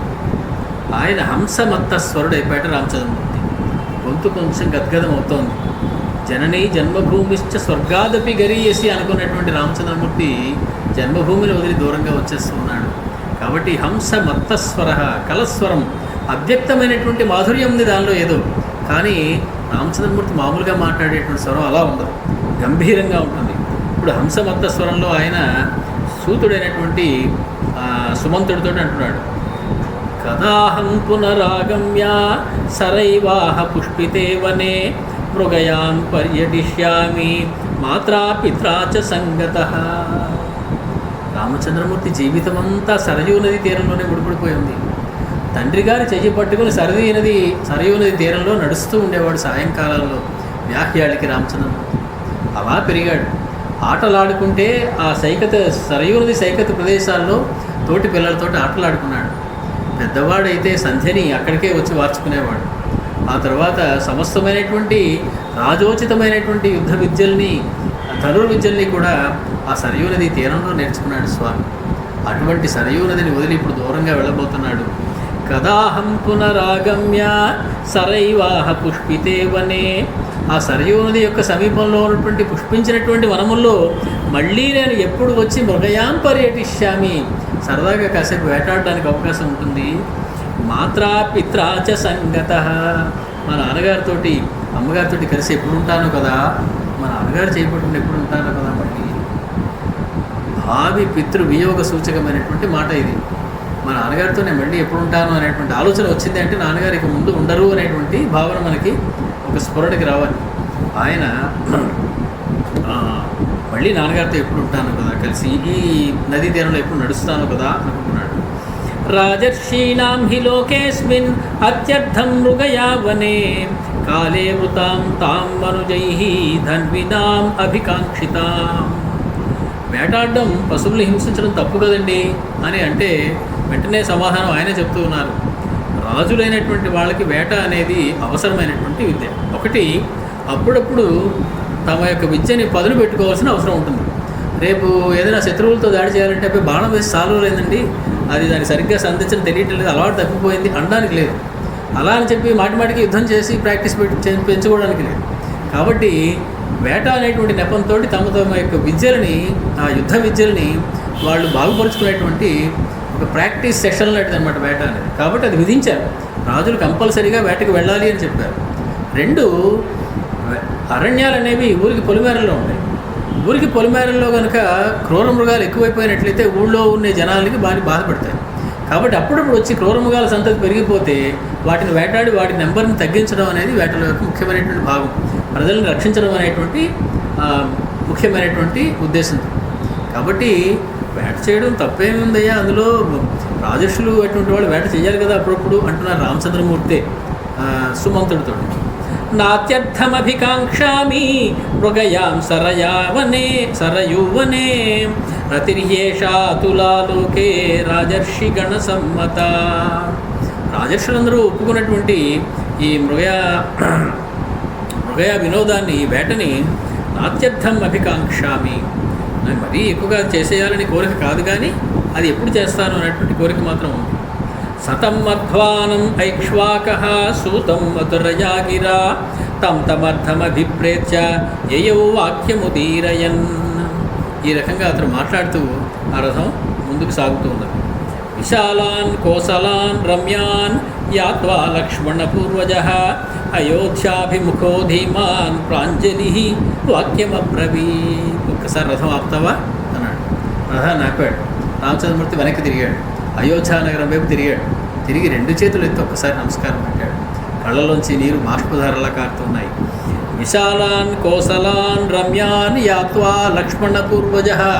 రమ్యమైనటువంటి విశాలమైనటువంటి కోసల దేశాలని దాటి లక్ష్మణపూర్వజుడైనటువంటి రామచంద్రమూర్తి అయోధ్యాభిముఖ, అయోధ్య వైపు తిరిగి ధీమాన్, ధైర్యవంతుడైనటువంటి వాడు కన్నీళ్లు పెట్టుకుని ప్రాంజలి, రెండు చేతులు జోడించి వాక్యమబ్రవీత్. నగరము అంటే అదొక బిల్డింగుల యొక్క, భవనాల యొక్క సమూహం కాదు. మనం నివసించేటువంటి నగరానికి ఒక అధిష్టాన దేవత ఉంటుంది. అది మనకి పెద్దలు చెప్పినటువంటి మాట. ప్రతి ఊరికి కూడా మీ ఊరి యొక్క అధిష్టాన దేవత ఎవరు అంటే ఏదో మా ఊళ్ళో అండి భీమవరానికి లేకపోతే పిఠాపురానికి మరొక దేవత అండి, ఒక్క ఊరికి ఒక్క దేవత పేరు చెప్తారు. అది మన సంప్రదాయం, అద్భుతమైనటువంటి సంప్రదాయం. అలాగా అయోధ్యాధిష్టాన దేవత ఎవరో, లంకకి ఒక అధిష్టాన దేవత ఉంది, దాని పేరు చెప్పుకోవడం ఇప్పుడు అవసరం లేదు, కానీ లంకిడి. అలాగా అయోధ్యకి అధిష్టాన దేవత ఏముంది, ఎవరైతే ఉందో ఆవిడకి 2 చేతులు ఎత్తి నమస్కారం పెట్టాడు రామచంద్రమూర్తి. ఏమండి ఇందాక అయోధ్య వదిలేసి వెంటనే పెట్టచ్చు కదా నమస్కారం, ఇప్పుడు ఏమిటండి ఇంత దూరం వచ్చాక అంటే, అప్పుడు చుట్టూ జనం ఉన్నారు, వాళ్ళందరూ కళ్ళనీళ్ళతో రామ వెళ్ళొద్దు అంటున్నారు. తను ఒక్క నిమిషం ఆగి నమస్కారం పెట్టుంటే మళ్ళీ చుట్టుముట్టేసి మళ్ళీ వెనక్కి ఎత్తుకుని తీసుకెళ్ళిపోవడానికి కూడా సిద్ధంగా ఉన్నారు వాళ్ళందరూ. కాబట్టి యాహి యాహి త్వరగా పోని రథం అని చెప్పి సుమంత్రుడిని ఆయన దెబ్బలాడినంత పనిచేసి త్వరగా తీసుకొచ్చేసాడు. ఇప్పుడు ఒక్కసారి ఇంక వదిలేస్తున్నాను, ఆఖరి నిమిషం వచ్చింది, అయోధ్యను మళ్ళీ చూడలేను అనుకున్నాడు. 2 చేతులు నమస్కరించి జోడించి అయోధ్య అధిష్టాన దేవతకి నమస్కారం చేస్తున్నాడు. అంతేకాదు 14 ఏళ్ల వనవాస వ్రతం నిర్విఘ్నంగా సాగాలి అంటే ఆ దేవతకి నమస్కారం పెట్టుకుని వెళ్ళాలి. నది కనపడితే అక్కడ ఆగి ఆ దేవతకి నమస్కారం పెట్టుకుని వెళ్ళాలి. ఊరు వదిలేటప్పుడు ఊరు పొలిమేరలకు వచ్చి ఆ ఊరు వైపు తిరిగి ఒక నమస్కారం పెట్టుకుని వెళ్ళాలి. ఇది మన పెద్దలు చెప్పినటువంటి శాస్త్రం. కాబట్టి తన ప్రయాణం 14 సంవత్సరాలు సాగాలి, నిర్విఘ్నంగా సాగాలి, దిగ్విజయంగా సాగాలి అని చెప్పి కోరుతూ ఒక నమస్కారం పెట్టుకున్నాడు. పెట్టి అంటున్నాడు ఆయన, అపృచ్ఛే త్వాం పురిశ్రేష్ఠే కాకుత్స పరిపాలితే. ఓ అయోధ్య, కాకుత్సుల చేత పరిపాలింపబడుతున్నది మన ఒక చిన్న కోరిక అడుగుతున్నాను నిన్ను. దైవతాని చ యాని త్వాం పాలయంతి అవసంతి చ వివృత్త వనవాసస్త్వాం అనృణో జగదీపతే. వనవాసానికి బయలుదేరేటటువంటి నేను జగతీపతి అంటే దశరథ మహారాజుని పునర్ద్రక్ష్యామి, మళ్ళీ చూస్తాను కదా, మళ్ళీ చూస్తాను. మాత్రాచ పిత్రాచ సహ సంగత, అమ్మ చెయ్యి నాన్న చెయ్యి 2 చేతులతో పట్టుకుని నేను మళ్ళీ అయోధ్యలో తిరుగుతాను, మళ్ళీ చూస్తాను నేను. తతో రుధిర తామ్రాక్షో భుజముద్యమ్య దక్షిణం అశ్రుపూర్ణ ముఖోదీనో అబ్రవీత్ జానపదం జనం. అశ్రుపూర్ణముఖుడై కళ్ళలో కన్నీరు కారుతూ ఉండగా, రుధిర తామ్రాక్ష ఎర్రని కన్నులు కలవాడై భుజం ఉద్యమ్య దక్షిణం కుడి చేయి ఎత్తి చెబుతూ ఉన్నాడు. ఆనుక్రోశో దయా చైవ యథార్హం మయి నః కృతః చిరం దుఃఖస్య పాపీయో గమ్యతాం అర్థసిద్ధయే. ఇంకా చూస్తే వెనకాల జనం వస్తున్నారు పరిగెట్టుకుని, ఆ చుట్టుపక్కల చిన్న చిన్న వాళ్ళందరూ వెనకాల నడుస్తూ ఉన్నారు. వాళ్ళతో అంటున్నాడు ఒకసారి చెయ్యెత్తి, నా మీద మీరు ఇంతవరకు ఎంతటి దయ చూపించారో దానికి నేను కృతజ్ఞుణ్ణి. కానీ దుఃఖం పాపీయం అంటే అశుభం. ఇలాగ మీరు దుఃఖిస్తూ నా వెనకాల ఇలా వస్తూ ఉండడం శుభప్రదమైనటువంటి వ్యవహారం కాదు. గమ్యతాం అర్థసిద్ధయే, మళ్ళీ మీ గృహ వ్యాపారాలు మొదలెట్టుకోండి, మళ్ళీ ఇంటికి వెళ్ళిపోండి, మీరందరూ కూడా తిరిగి వెళ్ళండి అని చెప్పి కుడి చెయ్యి ఎత్తి ఇలా చెయ్యి ఊపడం అనేది మన రాజకీయ నాయకులకు రామచంద్రమూర్తి నేర్పాడు మొత్తం. ఆయన వాళ్ళందరితో ఎలా మాట్లాడి చెప్తున్నాడు, భుజం ఉద్యమ్య దక్షిణం భుజం ఉద్యమ్య, కుడి చెయ్యిని పైకెత్తి ఆయన వాళ్ళందరినీ కూడా వేవ్ చేసి ఇంకా వెళ్ళండి అన్నట్టుగా చెప్తున్నాడు. తే అభివాద్య మహాత్మానం కృత్వా చాపి ప్రదక్షిణం విలపంతో నరాఘోరం యతిష్టంత క్వచిత్. పట్టణాల్లో ఉన్నటువంటి వాళ్ళంత కఠినమైనటువంటి మనసులు ఉండవు పల్లెటూళ్ళలో. రామచంద్రమూర్తి అంతటి వారు చెప్తున్నారే వెళ్ళిపోమంటున్నారే అంటే, సరే మీరు చెప్తున్నారు కదా అని చెప్పి నమస్కారం పెట్టి రామచంద్రమూర్తికి ప్రదక్షిణ చేసి కొందరు నెమ్మదిగా అక్కడి నుంచి వెళ్ళిపోవడం మొదలెట్టారు. తథా విలపతాం తేషాం మత్ అతృప్తానాంచ రాఘవః అచక్షుర్విషయం ప్రాయాత్ యథార్కః క్షణదాముఖే. రామచంద్రమూర్తి వాళ్ళకి అచక్షుర్ విషయం అయ్యాట కొంతసేపు. చక్షుర్ విషయం అవడం అంటే కనపడడం. చక్షు అనేది ఒక ఇంద్రియం, దానికి ఒక విషయం అవ్వడం, ఇంద్రియానికి ఒక విషయం కావాలి. చక్షుర్ విషయం అయ్యాడు అంటే కనిపించాడు అని అర్థం సులువుగా చెప్పాలంటే. ఇప్పుడు అచక్షుర్ విషయం అయ్యాడు రామచంద్రమూర్తి వాళ్ళకి అంటే ఇంకా కనపడడం మానేశాడు అంటే రథం ముందుకు వెళ్ళిపోయింది. యథా అర్కః క్షణదా ముఖే. క్షణద అంటే నిశా, రాత్రి యొక్క వచ్చే సమయంలో ఏ రకంగా క్రమక్రమంగా సూర్యుడు అస్తమించేసి కనపడకుండా అయిపోతాడు. ఆ రకంగా వాళ్ళందరికీ కూడా అచక్షుర విషయం అయిపోయాట రామచంద్రమూర్తి. తతో ధాన్యధనోపేతాన్ దానశీల జనాన్ శివాన్ అకుతశ్చిత్ భయాన్ రమ్యాం చైత్యయూపసమావృతాన్ ఉద్యానాం రమణోపేతాన్ సంపన్న సరిరాశయాన్ తుష్టపుష్టజనాకీర్ణాన్ గోకులాకుల సేవితాన్ లక్షణీయాన్ నరేంద్రాణాం బ్రహ్మఘోషాభినాదితాన్ రథేన పురుషవ్యాఘ్రః కోసలాన్ అత్యవర్తత. దక్షిణ కోసల దేశాన్ని యొక్క బోర్డర్ని కూడా ఇప్పుడు దాటుతూ ఉన్నాడు. చుట్టుపక్కల అందమైనటువంటి ఉద్యానవనాలు ఉన్నాయి, అందమైనటువంటి పళ్ళతోటి ఉన్నటువంటి చెట్లు ఉన్నాయి, పువ్వులతోటి ఉన్నటువంటి మొక్కలు ఉన్నాయి. అటువంటి గోవులతోటి ఉన్నటువంటి దానశీలులైనటువంటి జనములు కలిగినటువంటి ధనోపేతమైనటువంటి ఆ ప్రదేశాన్ని అతడు దాటుతూ ఉన్నాడు. మధ్యేన ముదితం స్పీతం రమ్యోద్యాన సమాకులం రాజ్యం భోగ్యం నరేంద్రాణాం యయౌ ధృతిమతాంబరః. అలా వెళుతూ ఉంటే గబుక్కుని ఒక చోట రమ్యమైనటువంటి ఉద్యానవనములు కలిగినటువంటి ఒక రాజ్యం లాంటిది ప్రదేశం కనపడింది. ఏమిటి కలకలం అనుకుంటూ రామచంద్రమూర్తి చుట్టూ పరికించాడు. తత్ర త్రిపథగాం దివ్యాం శివతోయాం అసైవలాం దదర్శ రాఘవో గంగాం. గంగా తీరం దగ్గరికి వచ్చాడు రామచంద్రమూర్తి. ఎలా ఉంది ఆ గంగా? త్రిపథగాం, స్వర్గలోకం, భూలోకం, పాతాళలోకం 3 మార్గాల్లోనూ ప్రవహించిందట అది. కాబట్టి దాని పేరు త్రిపథగాం. దివ్యాం శివతోయా, మంగళకరమైనటువంటి నీరు ఉందట దానిలో. అశైవలాం, ఎప్పుడూ కూడా ప్రవహించేటువంటి నీరు ఉండడం వల్ల దానిలో నాచు అది ఏమాత్రం పట్టేటువంటి అవకాశం లేదు.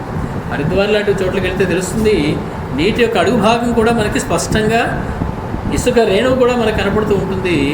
అశైవలాం, ఏమీ నాచు వదిలేనటువంటి ప్రవహించేటువంటి జలం. దదర్శ రాఘవో గంగాం పుణ్యాం ఋషి నిషేవితాం, పుణ్యమైనటువంటి ఆ గంగా నదిని దర్శించుకున్నారు రామచంద్రమూర్తి. ఋషులతో సేవించబడుతున్నటువంటి ఆశ్రమై అవిదూరస్థై శ్రీమద్భి సమలంకృతాం కాలే అప్సరోభి రుష్టాభి సేవితాంభో హ్రదాం శివాం.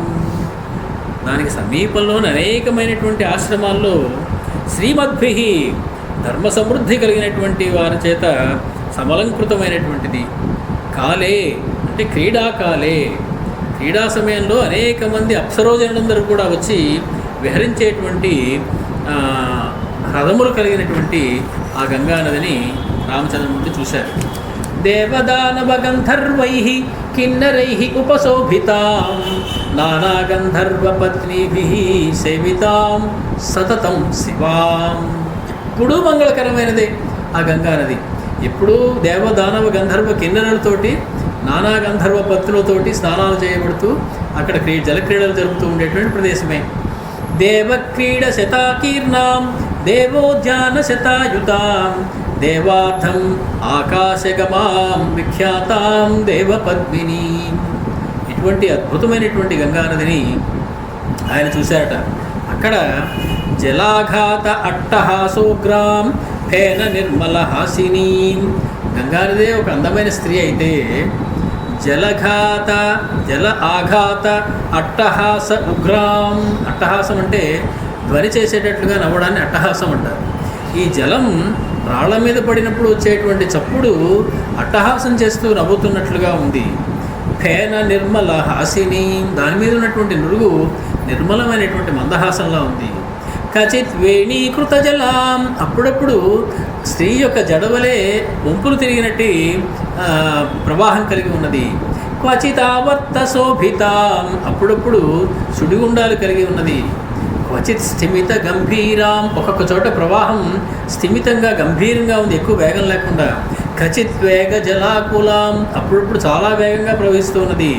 క్వచిత్ గంభీర నిర్ఘోషాం క్వచిత్ భైరవ నిస్వనాం, అక్కడక్కడ వినలేనంత భయంకరమైన ధ్వని చేస్తూ ఉన్నది, అక్కడక్కడ గంభీరమైనటువంటి మందధ్వని చేస్తూ ఉన్నది. దేవ సంఘాప్లుత జలాం నిర్మలోత్పల శోభితాం క్వచిదాభోగపుడినాం క్వచిన్ నిర్మల వాలుకాం, అక్కడక్కడ పరిపూర్ణమైనటువంటి విశాలమైనటువంటి ఆ ఇసుక తిన్నెలు ఉన్నాయి.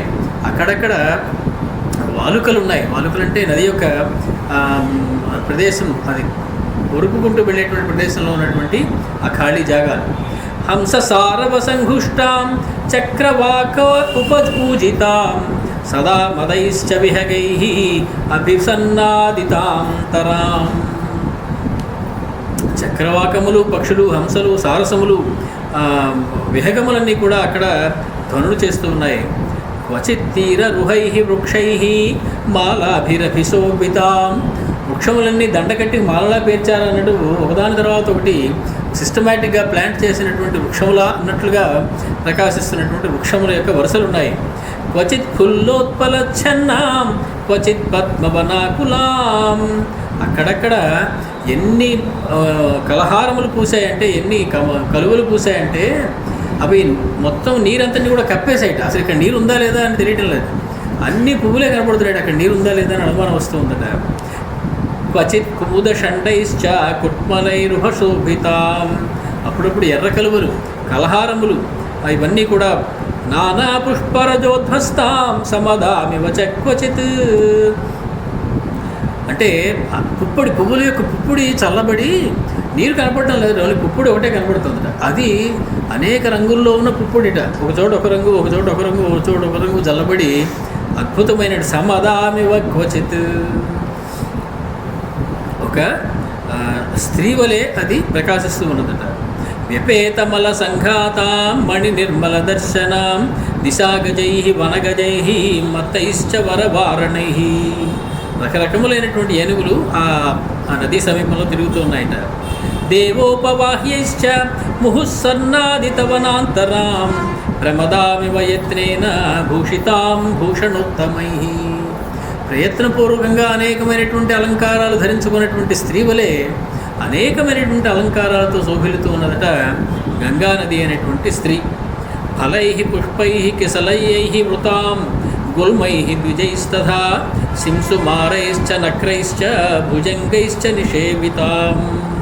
అనేక ఫలములు, పుష్పములు, కేసరములు వాటితో చుట్టువారుకోబడి గుల్మముల చేత, పక్షుల చేత నిండిపోయి, సింసుమారముల చేత, అలాగే నక్రములు, మొసళ్ళ చేత, భుజంగముల చేత కూడా లోపల కలిగినటువంటిది. విష్ణుపాదచ్యుతాం దివ్యాం. విష్ణుపాదోద్భవి అయినటువంటి గంగ దివ్యమైనటువంటిది. అపాపాం, ఏమాత్రము కల్మషము లేనటువంటిది. పాపనాశిని తాం శంకర జటాజూటాత్ భ్రష్టాం సాగర తేజసా. అది శంకర జూట నుంచి పడినటువంటి ఆ గంగానది సముద్ర మహిషీం గంగాం, సముద్రుని యొక్క భార్య. సముద్రుడు పురుషుడైతే నది స్త్రీ అనిగా వర్ణిస్తారు మనకి. సముద్రుని యొక్క సముద్ర మహిషీం గంగాం సారస క్రౌంచనాదితాం. సారస పక్షులు, క్రౌంచ పక్షుల యొక్క ధ్వనులు కలిగి ఉన్నాయి. ఆససాద మహాబాహు, అక్కడికి వచ్చారట. ఆ ఊరికి పేరుంది, శృంగిబేరపురం ప్రతి. ఆ ఊరి పేరు శృంగిబేరపురం అనేటువంటి ఊరి దగ్గరికి వచ్చారు. అది గంగానదీ తీరంలో ఉన్నది. తాం ఊర్మికలీలావర్తాం అన్వవేక్ష్య మహారథః సుమంత్రం అబ్రవీత్ సూతం ఇహైవ అద్య వసామహే. నాయన సుమంత్ర, ఈ ప్రదేశం ఏదో చాలా బాగున్నట్టయిందయ్యా, ఈ రాత్రి మనం ఇక్కడే గడుపుదాము అని చెప్పి సుమంత్రుడితోటి అని చెప్పారు రామచంద్రమూర్తి. అవిదూరాదయం నద్యా బహుపుష్ప ప్రవాళవాన్ సుమహానింగుదీ వృక్షో వసామోత్రైవ సారథే. చూడు చూడు చూడు, అక్కడ పెద్ద చెట్టు ఒకటి కనపడుతున్నది. అది ఇంగుదీ వృక్షమయ్యా. ఇంగుదీ వృక్షం అంటే తెలుగులో దానికి ఏదో పేరుంది, గార చెట్టు అంటారు. గార చెట్టు అని. మరి అది నేను ఎప్పుడు చూసానో లేదో నాకైతే తెలీదు. దాని నుంచి తాపస తరువు అని కూడా దానికి ఒక పేరు చెప్తారు. బహుశా తపస్సులందరూ కూడా దాని కింద తపస్సులు చేసుకునేవారో ఏమో తెలియదు. అటువంటి ఇంగుదీ వృక్షం అక్కడ కనపడుతూ ఉన్నది. తత్రైవ అద్య వసామహే, ఇవాళ అక్కడే ఉందాము. ద్రక్ష్యామః సరితాం శ్రేష్టాం సమ్మాన్య సలిలాం శివాం దేవదానవ గంధర్వ మృగమానుష పక్షిణాం. ఇక్కడ సమ్మాన్య సలిలాం, కిలి ప్రసిద్ధి కలిగినటువంటి, నీరు కలిగినటువంటి, మంగళకరమైనటువంటి ఈ శ్రేష్టమైనటువంటి ఈ నదిని మనం చూడవచ్చు ఎదురుగుండా ఇక్కడే దగ్గరలో. ఇది ఇక్కడ ఉన్నట్లయితే ఇది దేవ దానవ గంధర్వ మృగ మానుష పక్షుల చేత సేవించబడుతున్నటువంటిది. లక్ష్మణశ్చ సుమంత్రశ్చ బాఢమిత్యేవ రాఘవం ఉత్పాతం ఇంగుదీ వృక్షం తదోపయతుర్హయై. దాని సమీపానికి గుర్రముల టకటక వాడి గట్టెలు చప్పుడు చేసుకుంటూ ఆ ఇంగుదీ వృక్షం దగ్గర ఆగింది ఆ రథం. రామోభియాయ తం రమ్యం వృక్షమిక్ష్వాకునందన రథాత్ అవాతరత్. మళ్ళీ ఇంకోసారి అవతారం వస్తుంది. రథాత్ అవాతరత్ తస్మాత్ సభార్య సహ లక్ష్మణ. సీతతోటి లక్ష్మణుడితోటి రామచంద్రమూర్తి ఆ రథాన్ని దిగాడు ఆ ఇంగుదీ వృక్షం యొక్క ఛాయలు. సుమంత్రోపి అవతీర్య తస్మాన్ మోచయిత్వా హయోత్తమాన్ వృక్షమూలగతం రామం ఉపతస్థే కృతాంజలి. వృక్షమూలంలో కూర్చున్నటువంటి రామచంద్రమూర్తి దగ్గరికి వచ్చి చేతులు నమస్కారం పెట్టి నుంచున్నాడు సూతుడు. అప్పటికే గుర్రాలన్నింటినీ కూడా విడిచిపెట్టి వాటికి కొంత విశ్రాంతి కలిగించాడు. తత్ర రాజా గుహో నామ రామస్య ఆత్మసమస్సఖా నిషాదజాత్యో బలవాన్ స్థపతిశ్చేతి విశ్రుత. అక్కడ ఉన్నటువంటి రాజు గుహుడు అనేటువంటి వాడు.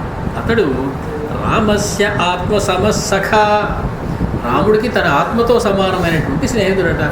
చాలా విచిత్రంగా అనిపిస్తుంది. ఎక్కడ రామచంద్రమూర్తి, ఎక్కడ గుహుడు, ఎక్కడ అయోధ్య పట్టణం, ఎక్కడ శృంగిబేరపురం, వీళ్ళిద్దరూ ఇదివరకు ఎప్పుడన్నా కలుసుకున్నారా లేదా? కలుసుకునే ఉండవచ్చు. ఎందుకంటే ఈయన కప్పాలు తీసుకుని అయోధ్య నగరానికి వెళ్ళినప్పుడు రామచంద్రమూర్తితో ఎప్పుడైనా మాట్లాడి ఉండొచ్చు. రామచంద్రమూర్తితో మాట్లాడడానికి ఇష్టపడని వాడు కనుక ఆ మాట పెరిగి ఏదో సాన్నిహిత్యం సఖ్యం ఏదో వచ్చింది. ఆత్మసమస్సఖ, అంత గొప్ప స్నేహం ఏర్పడిందా వాళ్ళిద్దరికి అంటే ఆ సంబంధం లౌకికమైనటువంటి స్నేహం కాదది.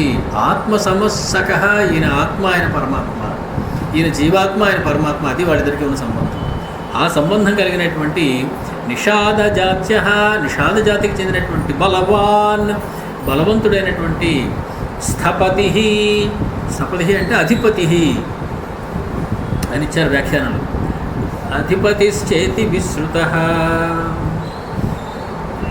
గుహుడికి ఇంత గొప్పదనం రావడానికి కారణం అతడు చేసిన యజ్ఞాలు కాదు, అతడు చేసిన పుణ్యాలు కాదు, అతడు చేసిన దానాలు కాదు, అతడికి రాముడితో ఉన్న పరిచయం వల్ల.